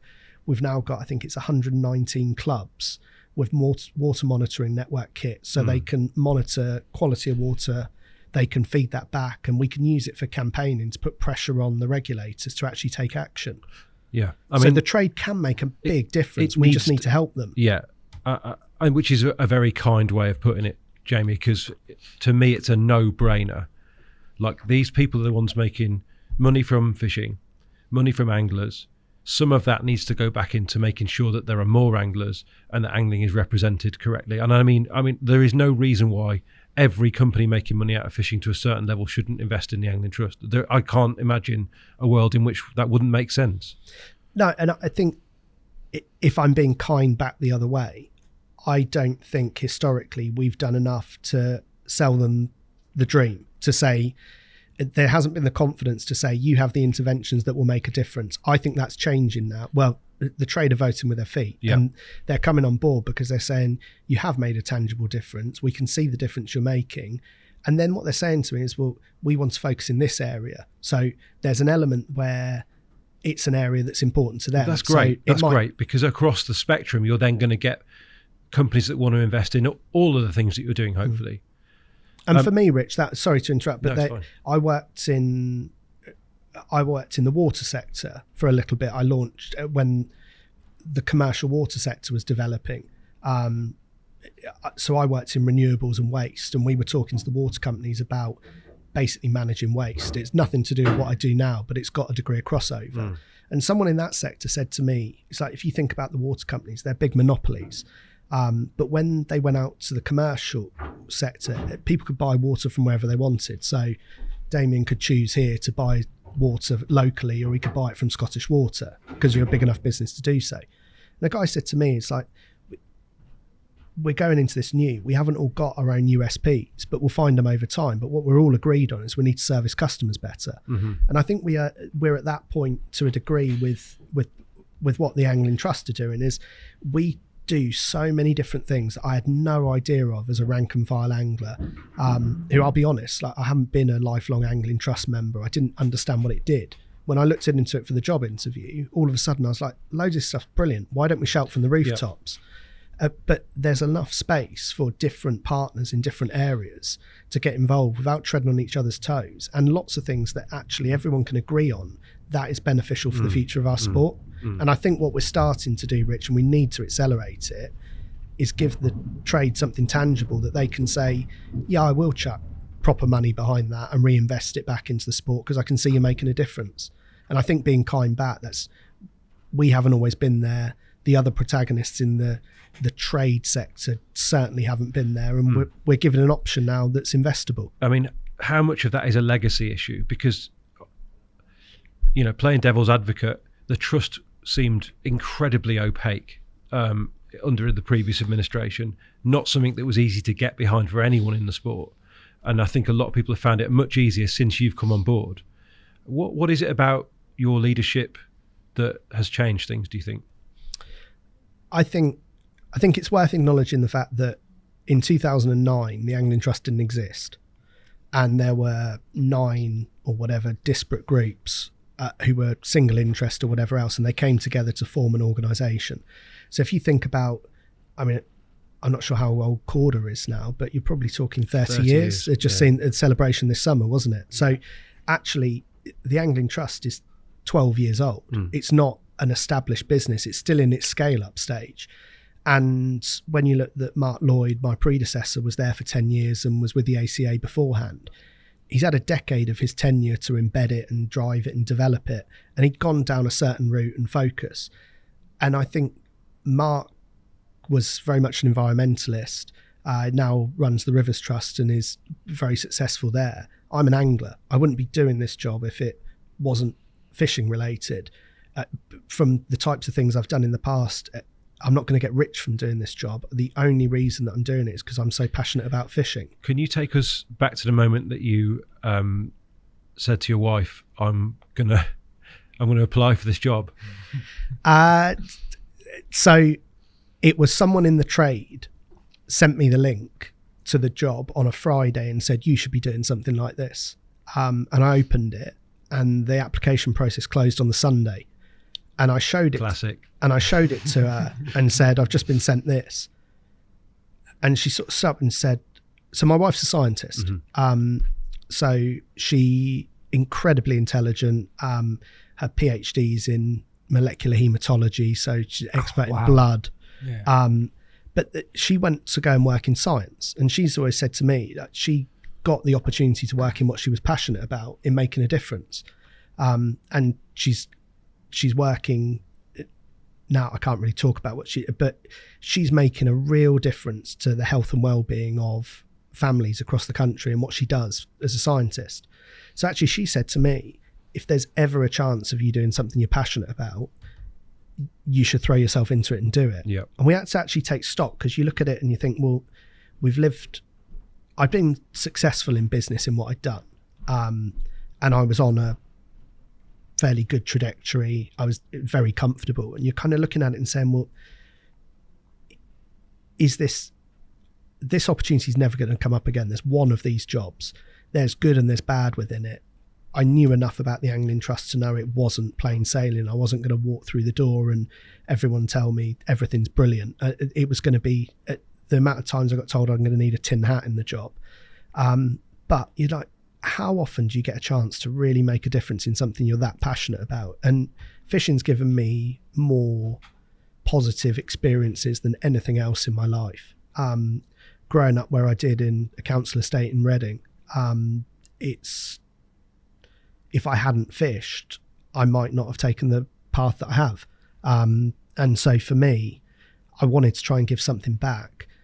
And actually there was a part of it, Rich, where I looked at it and thought, angling deserves a proper representative governing body and a proper voice. And it's not right that there are big issues where we haven't got that. So if I can make a difference, I want to make a difference. And I think there's an element as well that there's credit got to go to the Angling Trust board, because they're all volunteers. So there are 12 board members. I'm the only paid one. The others are all volunteers. It was a pretty bold move for them picking me, compared to probably what, I don't know who else applied, but they had a safe option to go down the slow and the same route, the probably small c conservative route that they'd been progressing down. And I was probably a bit of a risk. But you take COVID as the example. I don't know whether the organisation would have handled that differently under different leadership or not. My view was, I'm not willing to sit and wait and be told when I can or when I can't. The ultimate decision of when we can go fishing was with the government. Some of the things they told us behind the scenes that you couldn't publicise were very clear. So some of those questions over why can't we do this or that, it was actually because the minister was sitting there telling all sports national governing bodies, you can do this and you can't do that, and it's your job to disseminate that. So there was some tension to it. But what I decided from the start, and Martin Salter was influential in this as an ex-MP, was the decision on when was going to be the government's. The decision on how was down to us. And if we sat and waited for DEFRA or the Environment Agency or Sport England to say, off you go, we might still be waiting.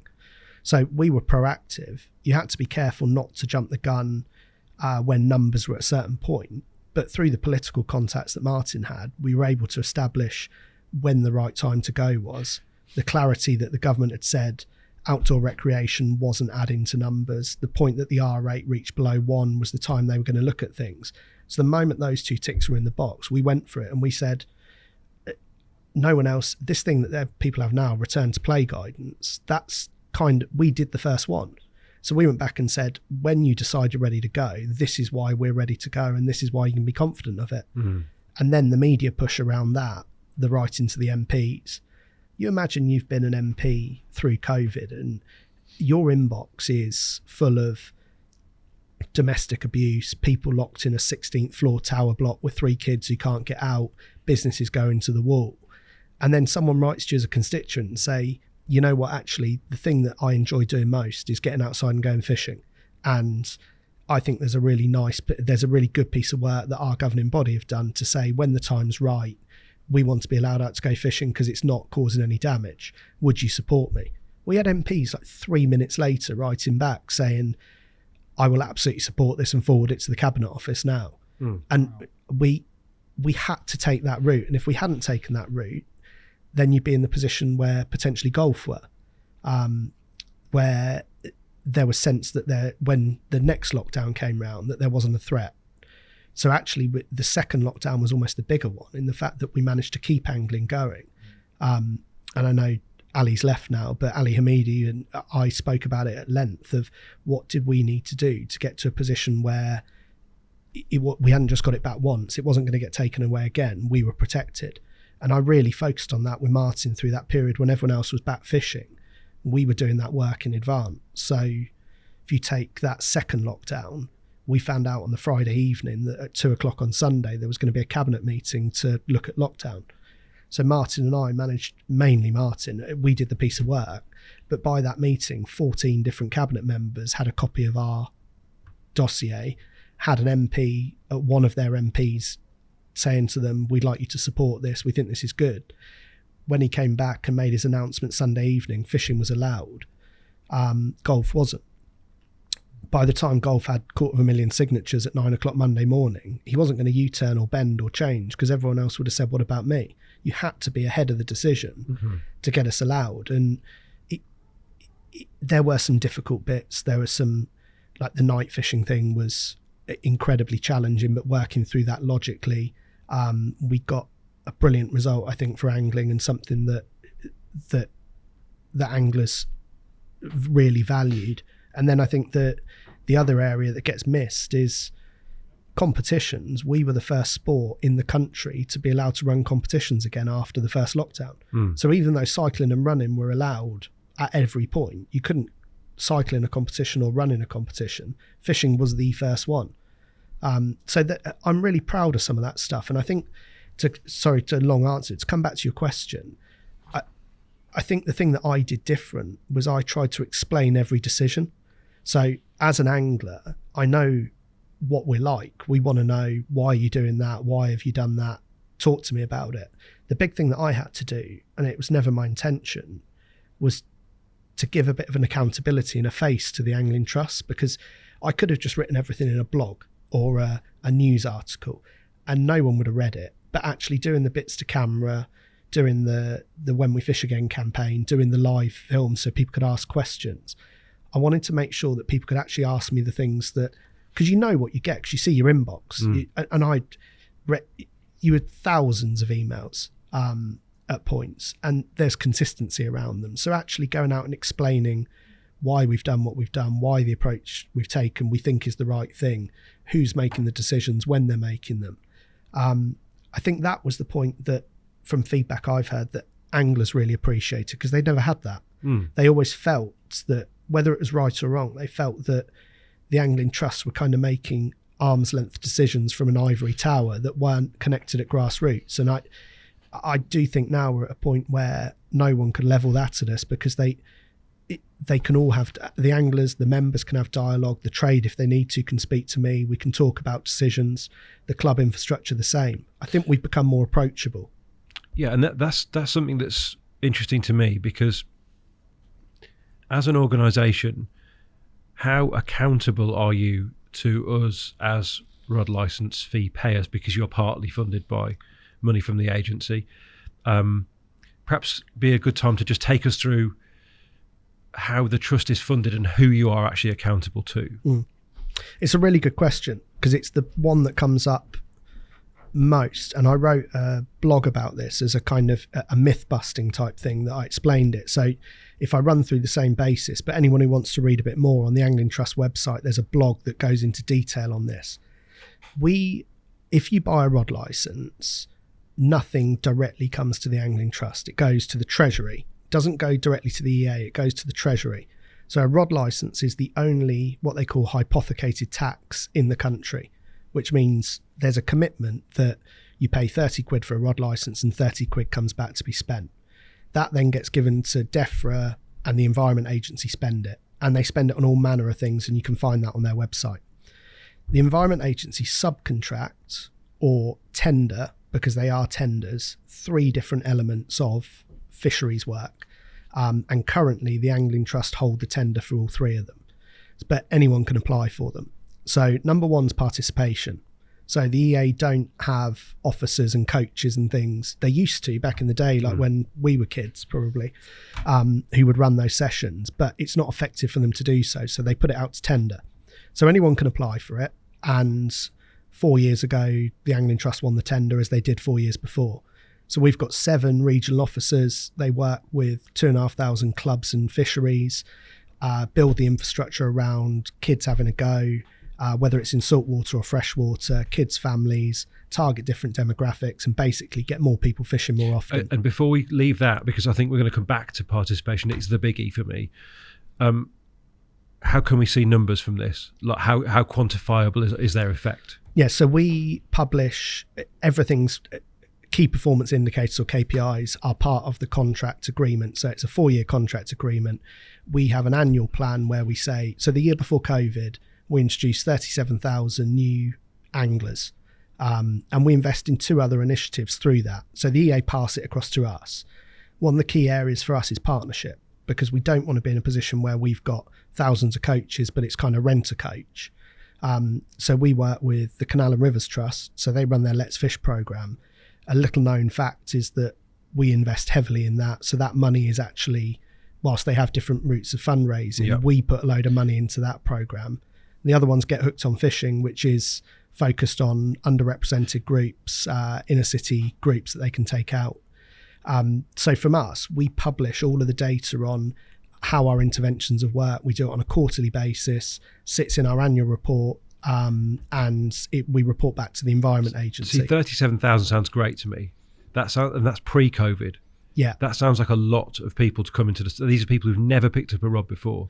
Yeah, there's a definition of it. Principally, They've never done it, or they accept new or returning. Yeah. Now, the money that you use for those parts that you have won the tender for, that's all paid for by rod license money. Yeah. Yeah. Okay. Oh no, sorry, so we then match fund that in two ways. One is we make an individual contribution ourselves as the Angling Trust from membership fee. So if you join the Angling Trust for 30 quid, a proportion of that goes into participation, and that helps coaching infrastructure and helps. Is that a tricky sell, because these guys have contributed once and then they're having to contribute again? It's a small proportion, but again, the reason we do it is because if you just take it to the nth degree, then in theory those officers who deliver that shouldn't be doing anything else but running those. Yep. But if you're a club, and if you imagine I came to your club and was running a coaching session or supporting your coaches, and you say, oh, while you're here, we've got this problem with this otter fence, or we've got this problem with cormorant predation, I need to build in some accountability to the funder that I'm not going to use their funds to do jobs that aren't specific to that contract. Right. So a small proportion of each of those officers we cover from core, so that if you said, other jobs, I've got a problem, I can signpost you. I can say, it's not my area of expertise, but what I'll do is I'll put you in touch with so-and-so. Now, if I did that through the contract, in the strict writing of the contract, I would be breaking that contract. So we provide a small element. You need an extra pool of money to do the rest of the work. And then the third funding element is Sport England. So Sport England have a strategy, we touched on it earlier. They have a 10-year strategy. It's focused on using sport to get all within society active. It doesn't have to be high intensity sport. It's all sorts of different sports. So I sit on a CEO forum of 46 governing bodies. We've got a WhatsApp group, which is always quite entertaining. We meet once a month. So there's loads of stuff in that. So things like safeguarding, a big issue, particularly big with the White Review that's just gone through, what happened with gymnastics, making sure. It must be harrowing. I mean, and also completely, you must sit on these things and think, yes, great, but I want to be doing practical work. Yeah. And when I describe the job as being incredibly varied, there are governance aspects to it that are really important that I never expected to be doing. I looked at it from the outside in and thought, well, I'll be doing X, Y, and Z. And actually you spend a lot of your time tied up, and people look at it and say, well, like the Angling Trust salary group is too high. You've got too many staff. What are they doing? But if you look at governance as a national governing body, you look at safeguarding, you look at coach licensing, they're all things that are absolutely requirement. So Sport England invest into them. So the members' money when they join the Angling Trust isn't going to pay for those things, but they're a requirement of the contract we have as a partner for Sport England. In the same way as if, I don't know, family-wise, if the kids play rugby or hockey or netball or football, you'd expect that if they went to a coach, that coach would be licensed, they'd have a DBS check, there'd be safeguarding elements there, the facilities would be safe, they'd be playing in a league that they knew that all of the teams are registered. All of that basic stuff actually takes a lot of work to deliver, but it's a requirement of being a national governing body. So there's that side. So when you look at participation, there's three funding routes. One is the Environment Agency, which is rod licence money. One is Sport England, which is we apply along with all the other governing bodies. Not all of them get money, by the way. There's quite a few. I met the CEO of Surfing recently who's banging on the door because they get Olympic money for elite participation, but they don't get money for being a governing body for the sport of surfing. Okay. And then there's the small element of ours, so that we can show those funders that we've used their money for exactly what that money was intended for, but we've still offered a service to that club or fishery. Because can you imagine the most annoying thing I could imagine is them saying, well, it's not my job, you need to speak to someone else. I'd be furious if someone came and did that, and they might say I'm not an expert in cormorant predation, but I'll put you in touch. That's what I'd want service-wise, because we're not big enough to have people in every region for every single function. We need those kind of, not account managers, but faces of the organisation who signpost in. I think to loop us back round in terms of where the funding streams leave the question of accountability, how accountable do you feel to every angler in the country? Personally, massively so, because I think we pay that rod license to get value, and when you look at where the money goes, there's a lot of it that goes into things that the Environment Agency have to do that you or I or Toby as general anglers would look at and say, do I really benefit from that? So the bits that are really visible, which are the 3 bits we do, so participation, enforcement and sort of predation advice and club advice, they're the most visible bits of that rod license money. It's a very small proportion of the 24 million quid that goes into the coffers, but it's the most visible bit. And to me, that makes it the most important bit, because it's the bit that will have most scrutiny. And as a funding body, if the Environment Agency outsource it, it's the bit that they're going to have the biggest rigour over, because they've got to justify why they're outsourcing. So do you worry that you could lose the tender and it could go to someone who doesn't give a shit about angling, really? Yeah. I think there's, in any tender, particularly a government tender, there's a real risk. You take enforcement. So our route towards enforcement there's an argument to say that all of us as anglers want to see more bailiffs because they protect our waterways. There's an argument to say that the Environment Agency, we would like to see them have more bailiffs. We would. The Environment Agency have made a decision that they've got a certain number of bailiffs, and what they invest in through this tender is an additional service like police, community support, or PCSOs. And what we run is the voluntary bailiff service. So currently we've got 700 individuals across the country, generally affiliated to clubs or fisheries. They're trained as volunteers. They feed in intelligence. They deal with kind of low-level elements. They act as a deterrent, and they provide intelligence over key areas of poaching or environmental damage or whatever else to the limited number of Environment Agency bailiffs. I mean, now, most of us have never seen an EA bailiff. I certainly haven't since I was a kid. Yeah, it's a long time since I have. But if you take but then I suppose, the EA is suffering. There's no doubt that austerity has massively impacted these government bodies' ability to function, and to the point where they have to outsource everything now because they just don't have the staff. Hence why, actually, fortunately, the work is tendered to someone who does care. Yeah, and I guess the example I'd give, and it's not particularly to any firm, but if you think about that enforcement contract, you and I could both probably sit here and draw up a list of outsourced businesses who specialise in security, who, if you give an outsourced contract worth X amount of money from the government, would probably jump. Well, they're in the headlines all the time, aren't they? They always get it wrong. But they're not. Let's not libel them, though. No, but absolutely not. But they're not related to the industry. Yeah. So for me, I think I used the example in the blog that I wrote. As a langler, I would rather see that money reinvested at grassroots to support 10 lots of boots on the ground from my local angling clubs to go out because they know where the pinch points are, because they run the waters, to then provide intelligence, than I would for some outsourced corporate FTSE 100 business to take that contract and not necessarily have that local community knowledge or engagement. So in the perfect world, it might be that more EA bailiffs is what we'd all want. In the world we live in the world we find it, then I'm comfortable that us taking on that contract, yes, we're very accountable to the anglers, particularly the clubs there, probably more so than the individual anglers. But I like to think that we're the right people to do that. And if the Environment Agency felt we weren't, then next time they tender, they'll choose someone else to do it. What do you think, and let's take carp anglers, because ultimately we are on a carp podcast. What are the priorities of the general carp angler, and what do they say to you that they want you to do, and what do they want the trust to be, do you think? It's a really good question, because it really I could ask you, because it's generally the question that I ask when I meet carp anglers. I'm very fortunate to be in the you're sitting on that seat side today. Historically, there's been a big focus. Historically, there's been 2 big focuses. One has been on predation, and one has been on access with carp anglers.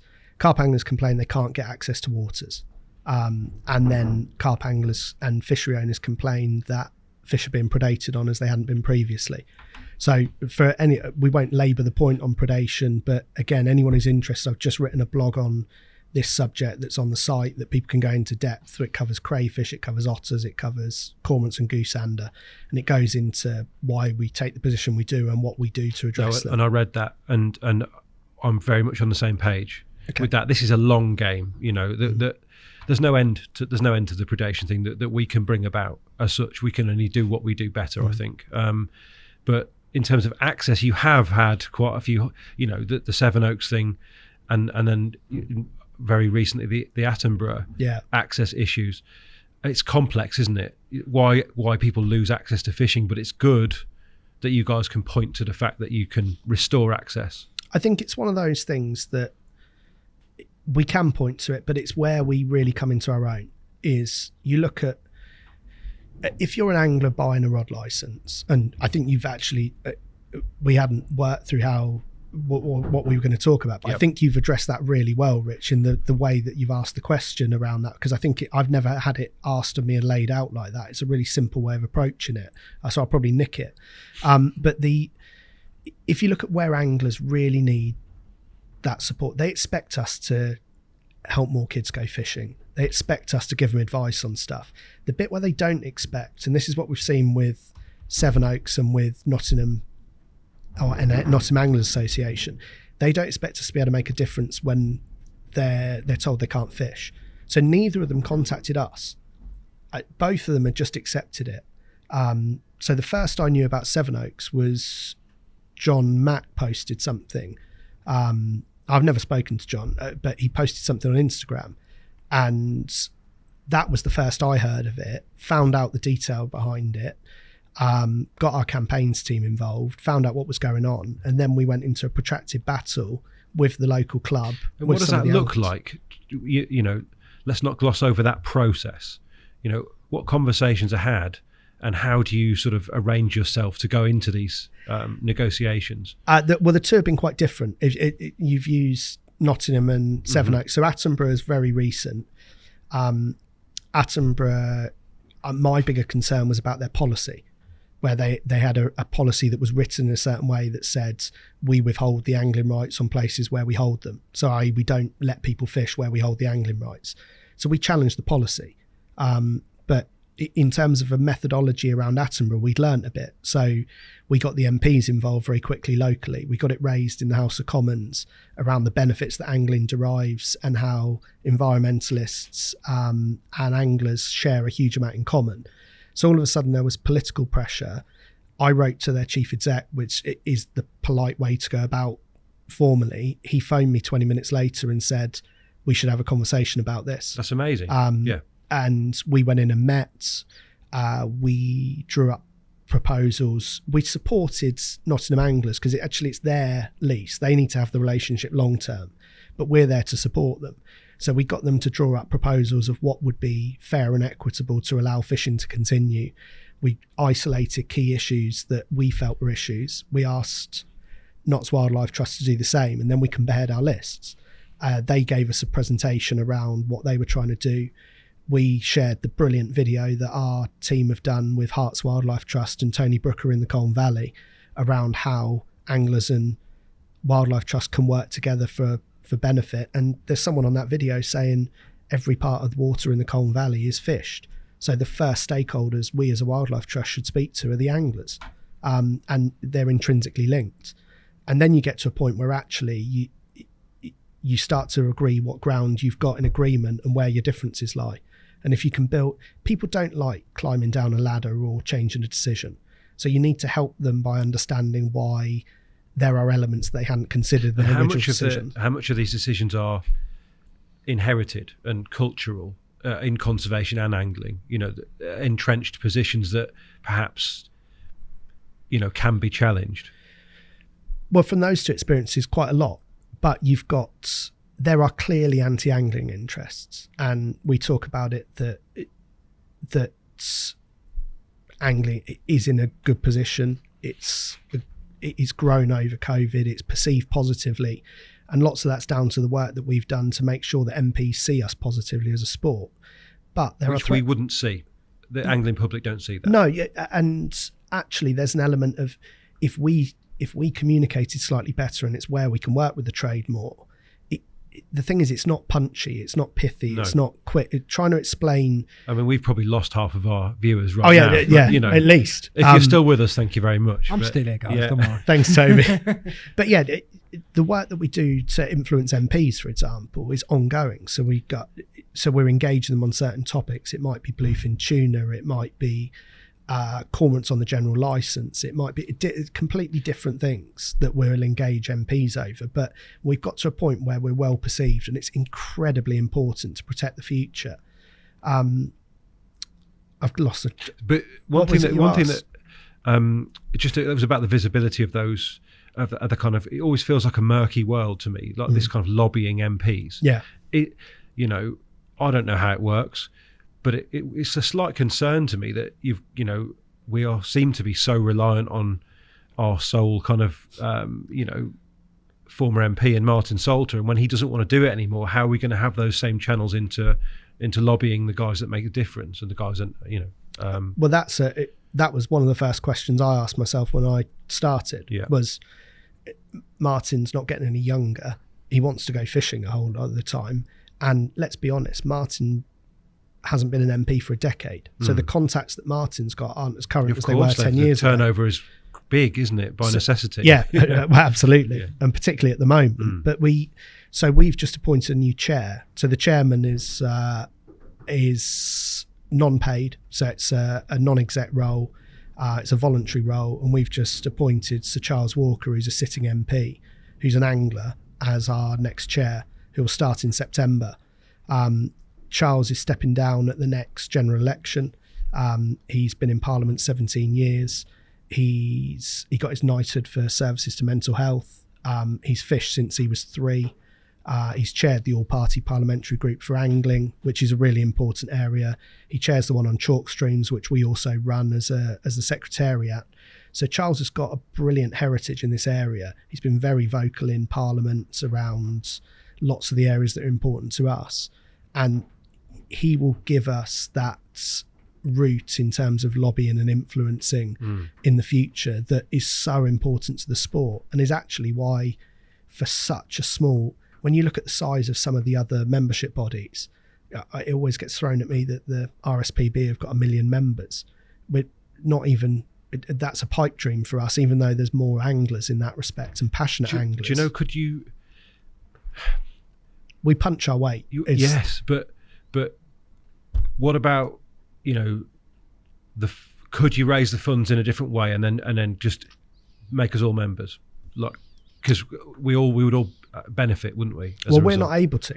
Right. So it's being a tax, the rod license is a treasury tax. So the decision over who manages the rod license and who licenses fishing is from HMRC, the same place we pay our taxes to. If you look at there are different models. So you look at Holland. I think you've travelled over a bit in some of the stuff you've done. Yeah.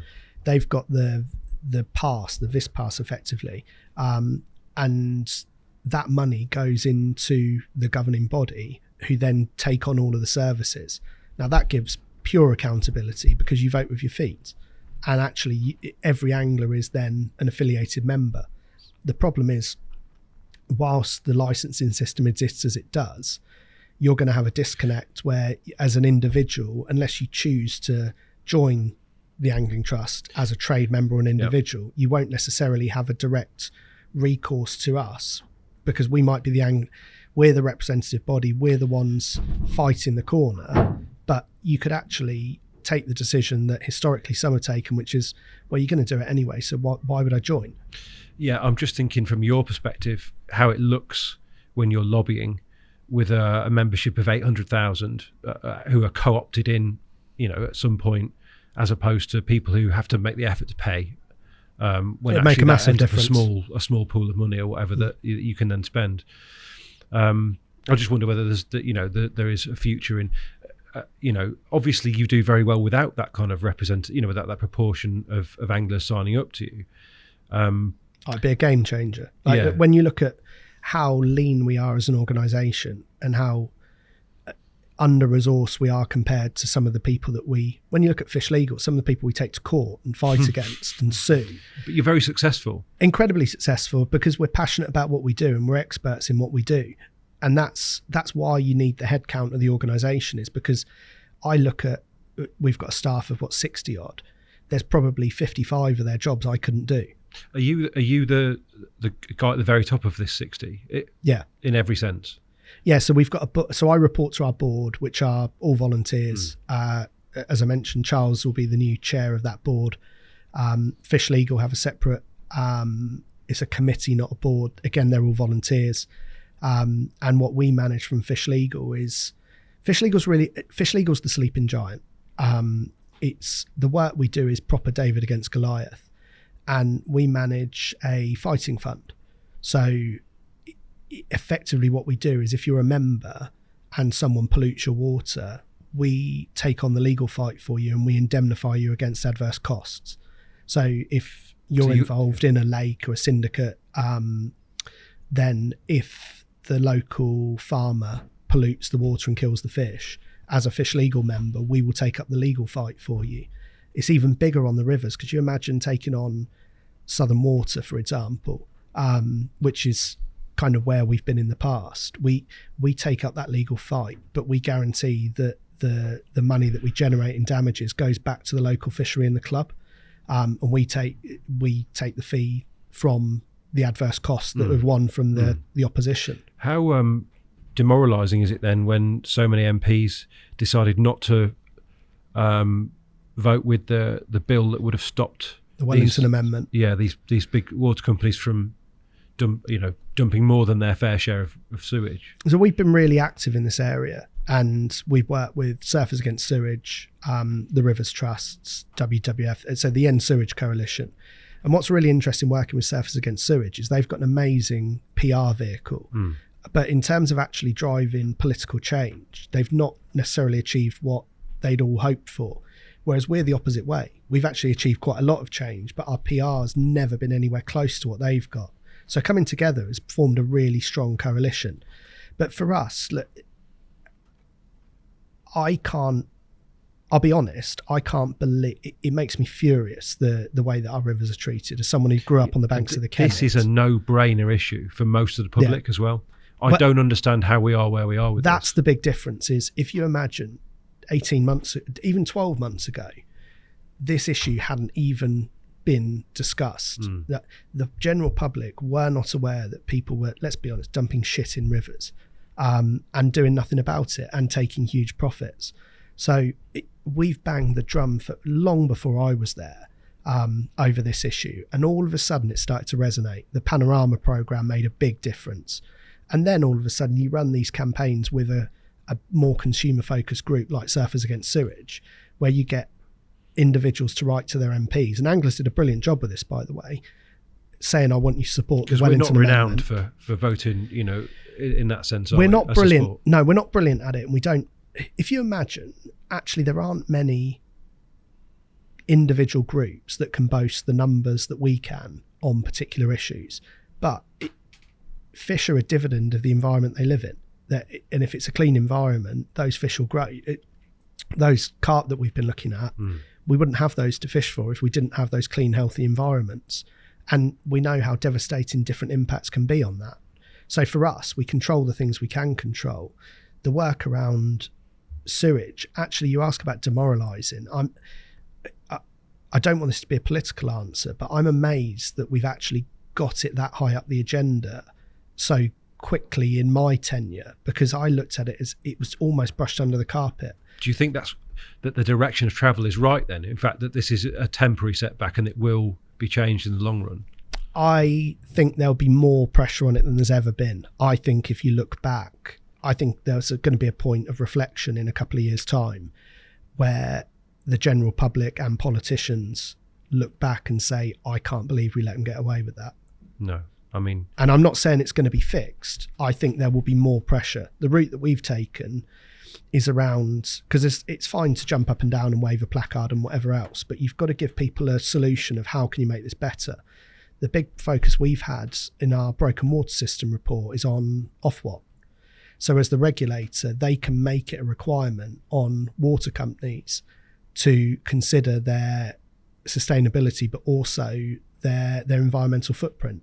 And so actually from the policy statement that they make annually, that's the route to really drive regulation. It's not to slag off the regulator, because we'd like the regulator to do more as well.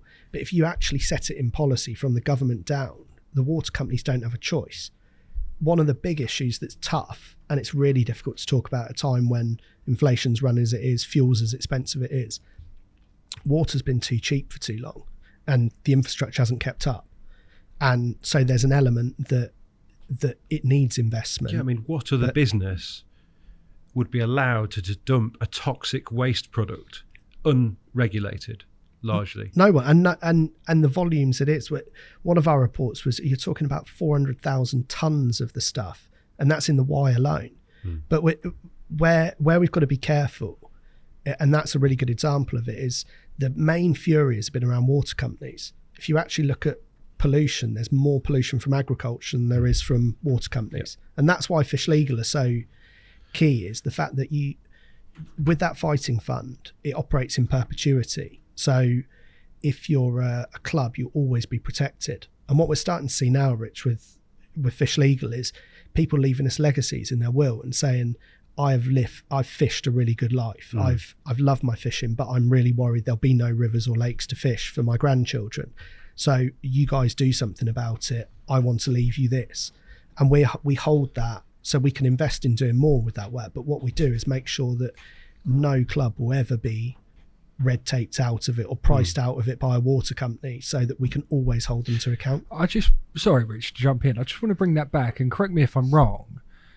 So are you telling me like water companies, whatever, whoever they may be, are dumping 400 tonnes of sewage in rivers all up and down the country? Much more. They're allowed to, but they're allowed to by law. So especially in times of high flow, they're granted the permission to just dump, but they do it all the time, allegedly. Because there's no one to see it. There's no one to monitor that. That's what baffles me. Is why is that not? Because there's not enough people. Yeah, but nobody's to do it. But the problem is nobody's speaking. I mean, I know that you guys are obviously doing a certain amount of work, but your general day to day, to me, that's why I wanted to bring it back, because that's shocking. It's a huge thing. It's a huge thing where I'm in Oxford, mate, because people like to swim in the river there. Yeah, I see. You see it everywhere. There's only one spot in the entire river system in Oxford, which includes several streams and branches of the Thames and the River Cherwell. There's only one spot that meets bathing water requirements because of the level of sewage that's in the river. That quote alone is horrific when you think about where we live in the world. Do you know what I mean? These are our natural resources. These are our children's natural resources. Yeah. But that's shocking information to people that aren't anglers. You know, I could pick you many people that would be totally shocking to, and I can't believe that. Is it a case of, don't tell me if I'm going down the conspiracy route, but is it a case of that it's being shut down and it's purposely, I don't know, the water company's not putting it out there, or? Well, they're not. I mean, they've got statutory obligations. So in 2015, way before I started, Fish Legal won this landmark case. Yeah. And this sounds really boring, but there's a reason to this, that water companies would be subject to EIR requirements, which is environmental, basically reporting. So they were saying that energy companies it applied to, but not to them as water companies. Yeah. Fish Legal won and said, no, you are subject to that. So all of this campaigning or these freedom information requests are because the tiny little organisation of Fish Legal took on the water companies collectively and said, you have to publish this. Wow. This is your obligation. Yeah. So now all the stuff that you see Surfers Against Sewage doing and whatever else, where the water companies have to report. So like Rich touching on the fact of 365 days, you've got sites where 280 of them, there's untreated sewage being discharged, which is way above their permitting. So how do they get away with that then? Well, there isn't the level of enforcement to deter it. So essentially, it's just breaking it down like as no, a it's beginner, good if you like. But essentially, that's like I got away with stealing a Ferrari out the garage because police didn't see me do it. Yeah, kind of. But you've also got the element of it's who you steal it from. So right, okay. If you fine Southern Water £1 billion, yeah, they put their prices up. So the only people that you actually damage are the customers. That sounds criminal, really, doesn't it? And this level of environmental terrorism effectively is what it is. It's certainly vandalism. And it's why we've got to have that bigger voice around these issues, and why actually amplifying it. And you came actually back to the trade earlier, Rich. What if we can get elements like this that spread far and wide? We don't have that single voice that gets us out everywhere. We need anglers to take individual action at a grassroots level in the same way other environmentalists do, to say this is unacceptable. If you go on to social media, if you go onto Instagram or whatever else, Toby, and I've seen some of your fish on Instagram, so but you'll see people like Fergal Sharkey, you'll see Jim Murphy, you'll see Marina Gibson, you'll see Damon Valentine, you'll be able to follow Fish Legal. You see this is daily. This isn't like one, but it's not on the front pages daily because they make the headlines. As Rich says, you get the Wellington Amendment to the Environment Act or bill, you get an argument in Parliament over whether water companies should have to do this, that or the other, and then it goes away to committee. So we're working with the committee being led by Philip Dunn behind the scenes to try and ensure that this can't take place in the future. There's tighter regulation, there's more investment, but it's a difficult challenge. It's a difficult argument to make, and you're talking about hugely resourced organisations with bigger legal teams than we've got staff teams. There'd be million, billion pound organisations. Like you said, it's an unforgiving battle probably. But anglers are at the coalface because we're probably more directly impacted than any other consumer group, because we cannot do what we do without clean water and healthy environments. No. And Rich, coming back to what you said, and please forgive me if you have explained this, but you said they get away by doing it because essentially it's legal. It is legal, yeah. That they're allowed to discharge a certain amount. I think, Jamie, is that right? But at certain flow levels. Chiefly when it gets extremely wet and there's high flows in the river. Then they're allowed to open the floodgates and let this stuff out. But there's nothing to say they can't do it all the time because no one's watching. So nobody's enforcing it. No, because once again, the EA doesn't have the money to go out and and monitor all these sites. So bearing in mind with slander and libel and everything like that, but there's nothing, like you said, there's nothing to say that come 5 o'clock at the end of the day, old mate, he's not left the doors open. It's been going hypothetically. That's the kind of thing. Yeah. But Toby, if it's helpful for you, the reason we launched the Anglers Against Pollution campaign earlier this year was to try and give anglers a route to how they can make a difference. That it wasn't just saying to, like, the outrage that you've shown, and I smiled back at you when you were that angry about it. I'm just shocked.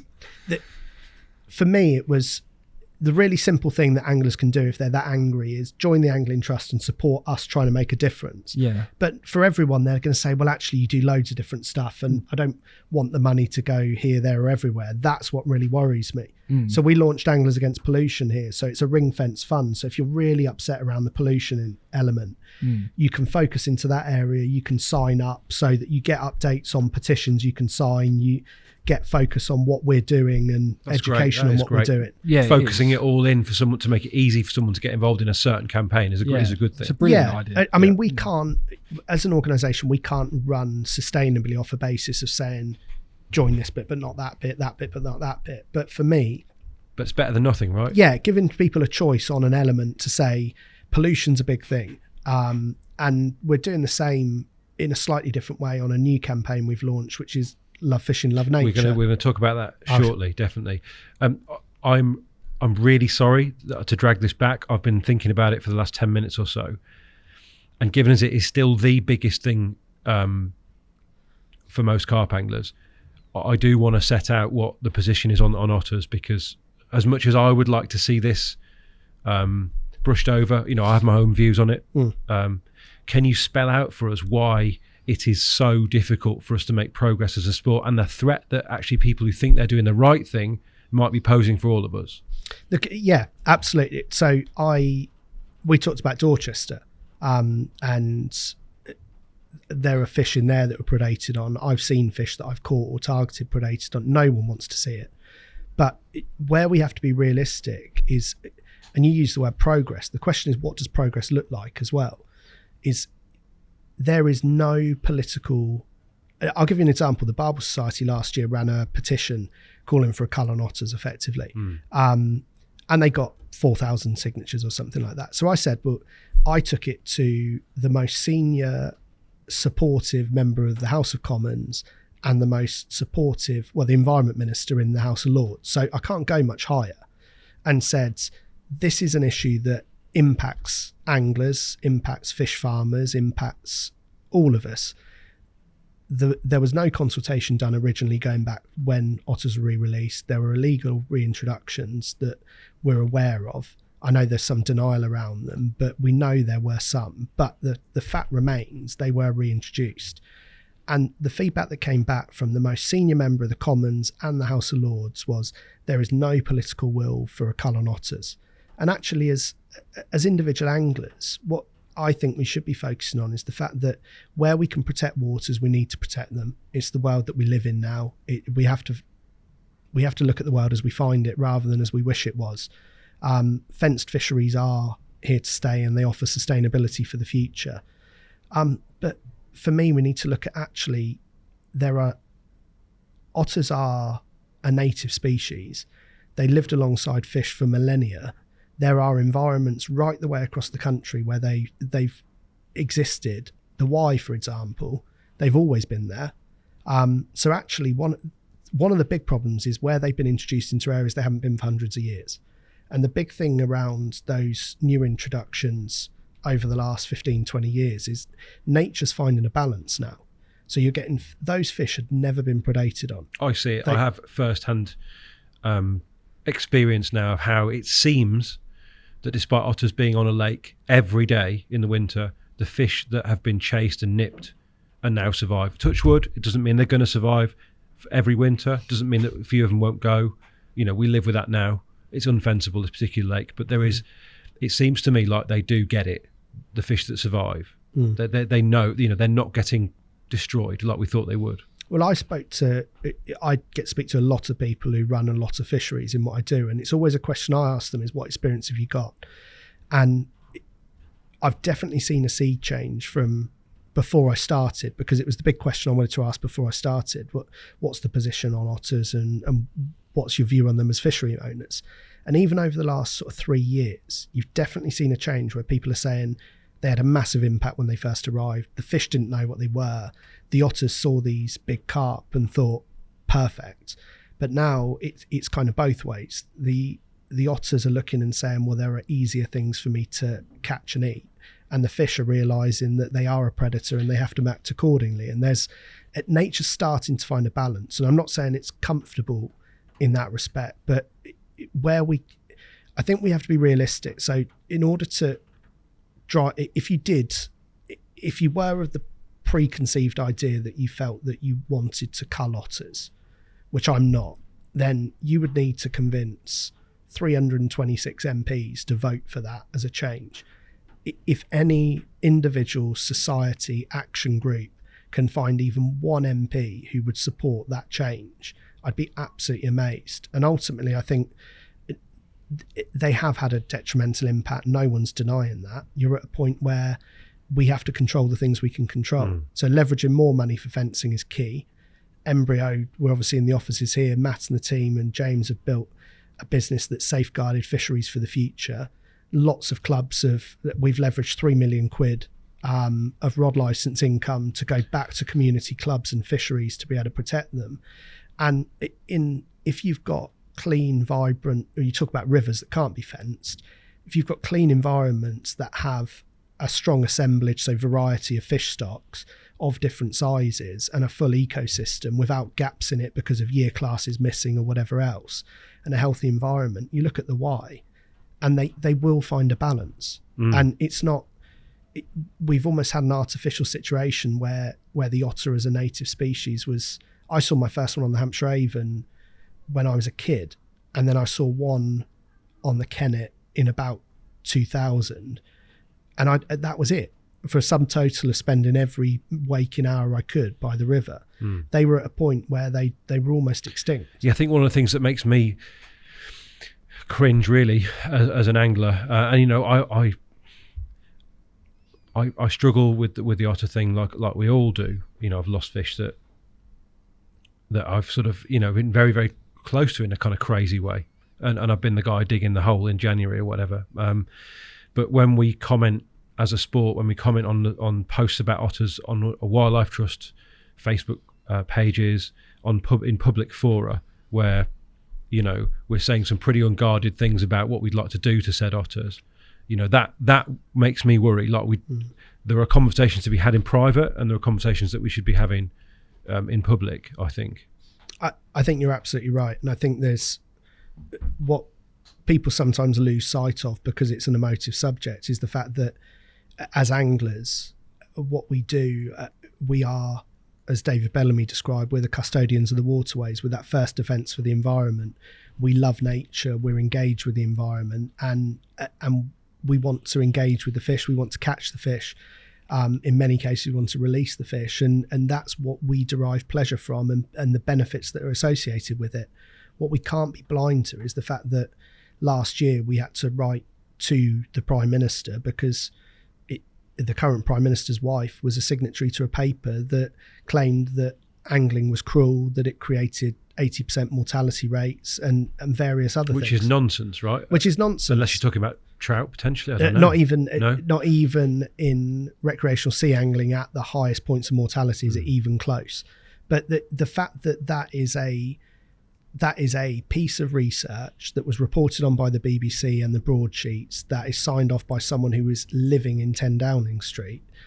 We can't expect that angling is immune to pressure and political pressure. And actually, we've really got to be sensible around the fact that the biggest benefit for us is that the public perceive us as a positive thing to do, that lots of people enjoy, that is a mainstream participation. And that perception is correct. Absolutely.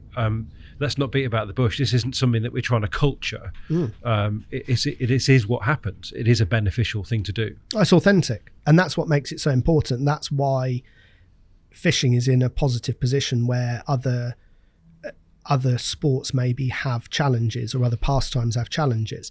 So from our point of view, that we're ramming nails into the coffin of all the hard work we've done if we don't take that personal responsibility to actually think about, we're all publicists at the end of the day. Social media means that whatever we write is there indefinitely published. It can be screen grabbed, it can be picked up. Getting into debates over the whys and wherefores of reintroduction 15 years ago isn't going to benefit anyone. No, pick your battles, right? And that's not, I've seen that described as us being defeatist. I think it's actually us being realistic. If you've got a position, there's a really interesting point, Rich, for me, is that I probably get, and this will sound really odd coming from me as a carp angler to a largely carp angler audience, I probably get as many letters or emails saying, if you ever changed your position on this, we would walk away or we wouldn't support you, than I do. I actually get more than I would from people saying, and what do they hope to achieve? There's no political will for a cull. And yes, we do need to continue to educate, because these are businesses and livelihoods, and there's an element around healthy ecosystems needing indicators. But at the same time, we are part of a bigger picture of the countryside, and we should be in a position where our countryside's healthy enough to support indigenous species. And actually, the one thing that was in slight conflict with that potentially is the fact that, for me, a lot of the reason that otters are less of a problem is down to signal crayfish, which unfortunately is an animal that you aren't particularly fond of as an organisation, aren't you? No, but they're an invasive species. And the problem with signal crayfish is, if you think about, going back to the Rod Hutchinson description about baiting pyramids, if you think about the pyramids ecologically, signal crayfish take out that egg layer. So actually, in terms of building sustainable stocks, there's an element that chub and barbel have eaten them and grown massive, and otters eat them and predate on them, which in a way protects the fish. The problem is the signal crayfish predate on the egg larvae that are going to be the future. So actually, whilst the sustainable fish farming we've now got in the country is brilliant, I'm sure even the fish farmers would look at the utopia of venues that are self-populating, are sustainable, that fish can be born into those venues. And to the best of my knowledge, I can't think of one that's got signal crayfish in where that's the case.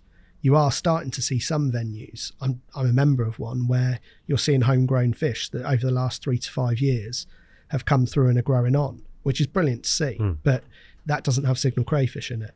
So from our point of view, they absolutely massacre a level of the biomass pyramid that is required to have a long-term sustainable future.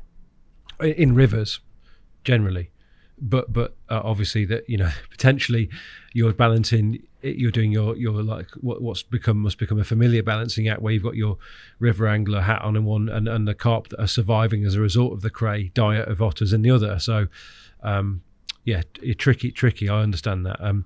I do, before we finish, I do want to talk a little bit about two things.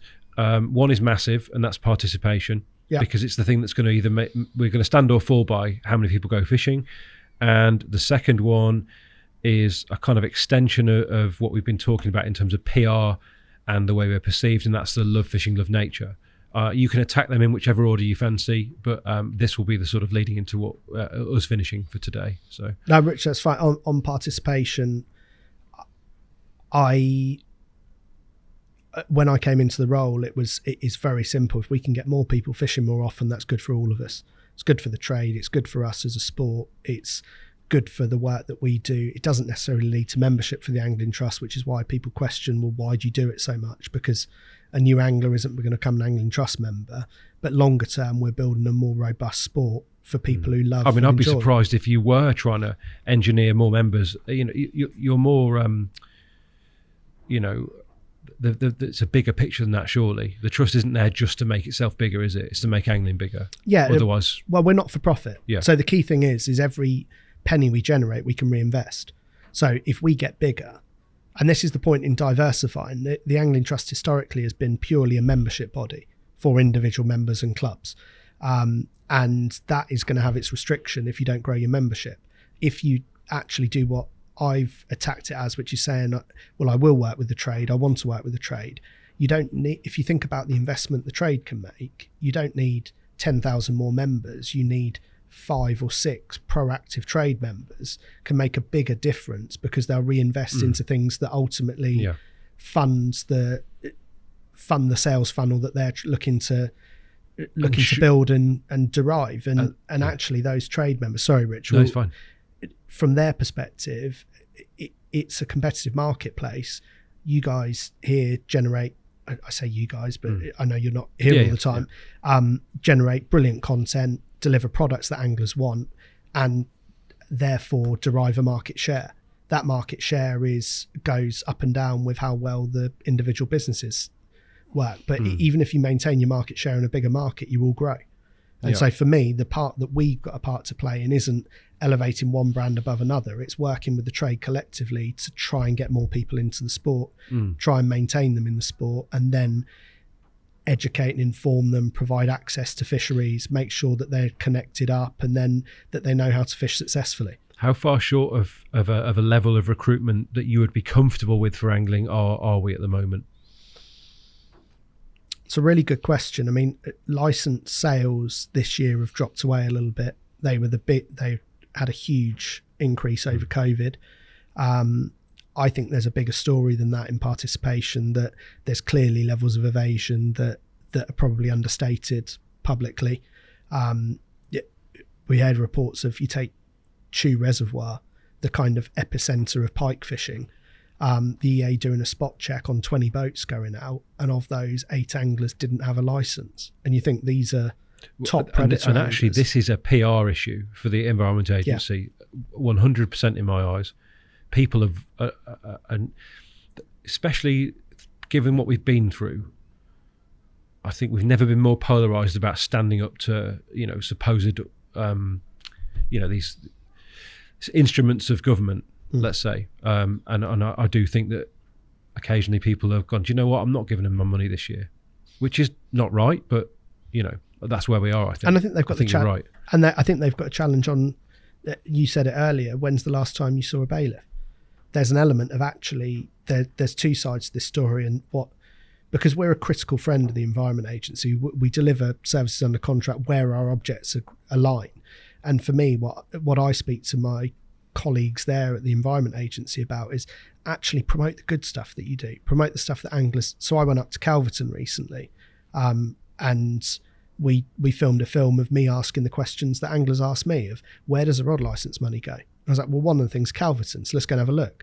And them bringing on 9 different species of fish, stocking them back into waters that really need them.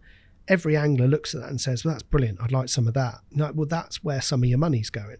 So for me, I think you're absolutely right. There's a PR challenge for the EA to balance. I love the fact that you're taking that on as well. That it's taken you to actually deliver the PR message that they and look. I know friends of mine work for the EA. There are some fantastic people that tend to be very, very focused individuals who are interested in habitat and ecology, and to be honest, getting the message out there isn't as important, for them. They're just focused on their job.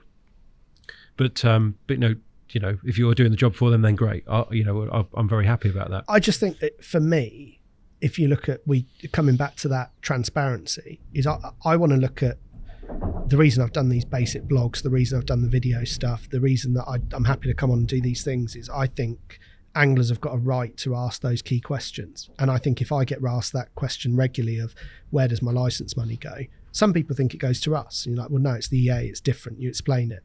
But I should be able to ask that question of the EA, and I might know more because I'm in a privileged position, or the opposite, if you see it that way, of understanding more. So where there's a story where I think, God, you should be shouting from the rooftops about the fact that you like the fry retention rate is over 80% at Calverton, and in the wild it's less than 2%.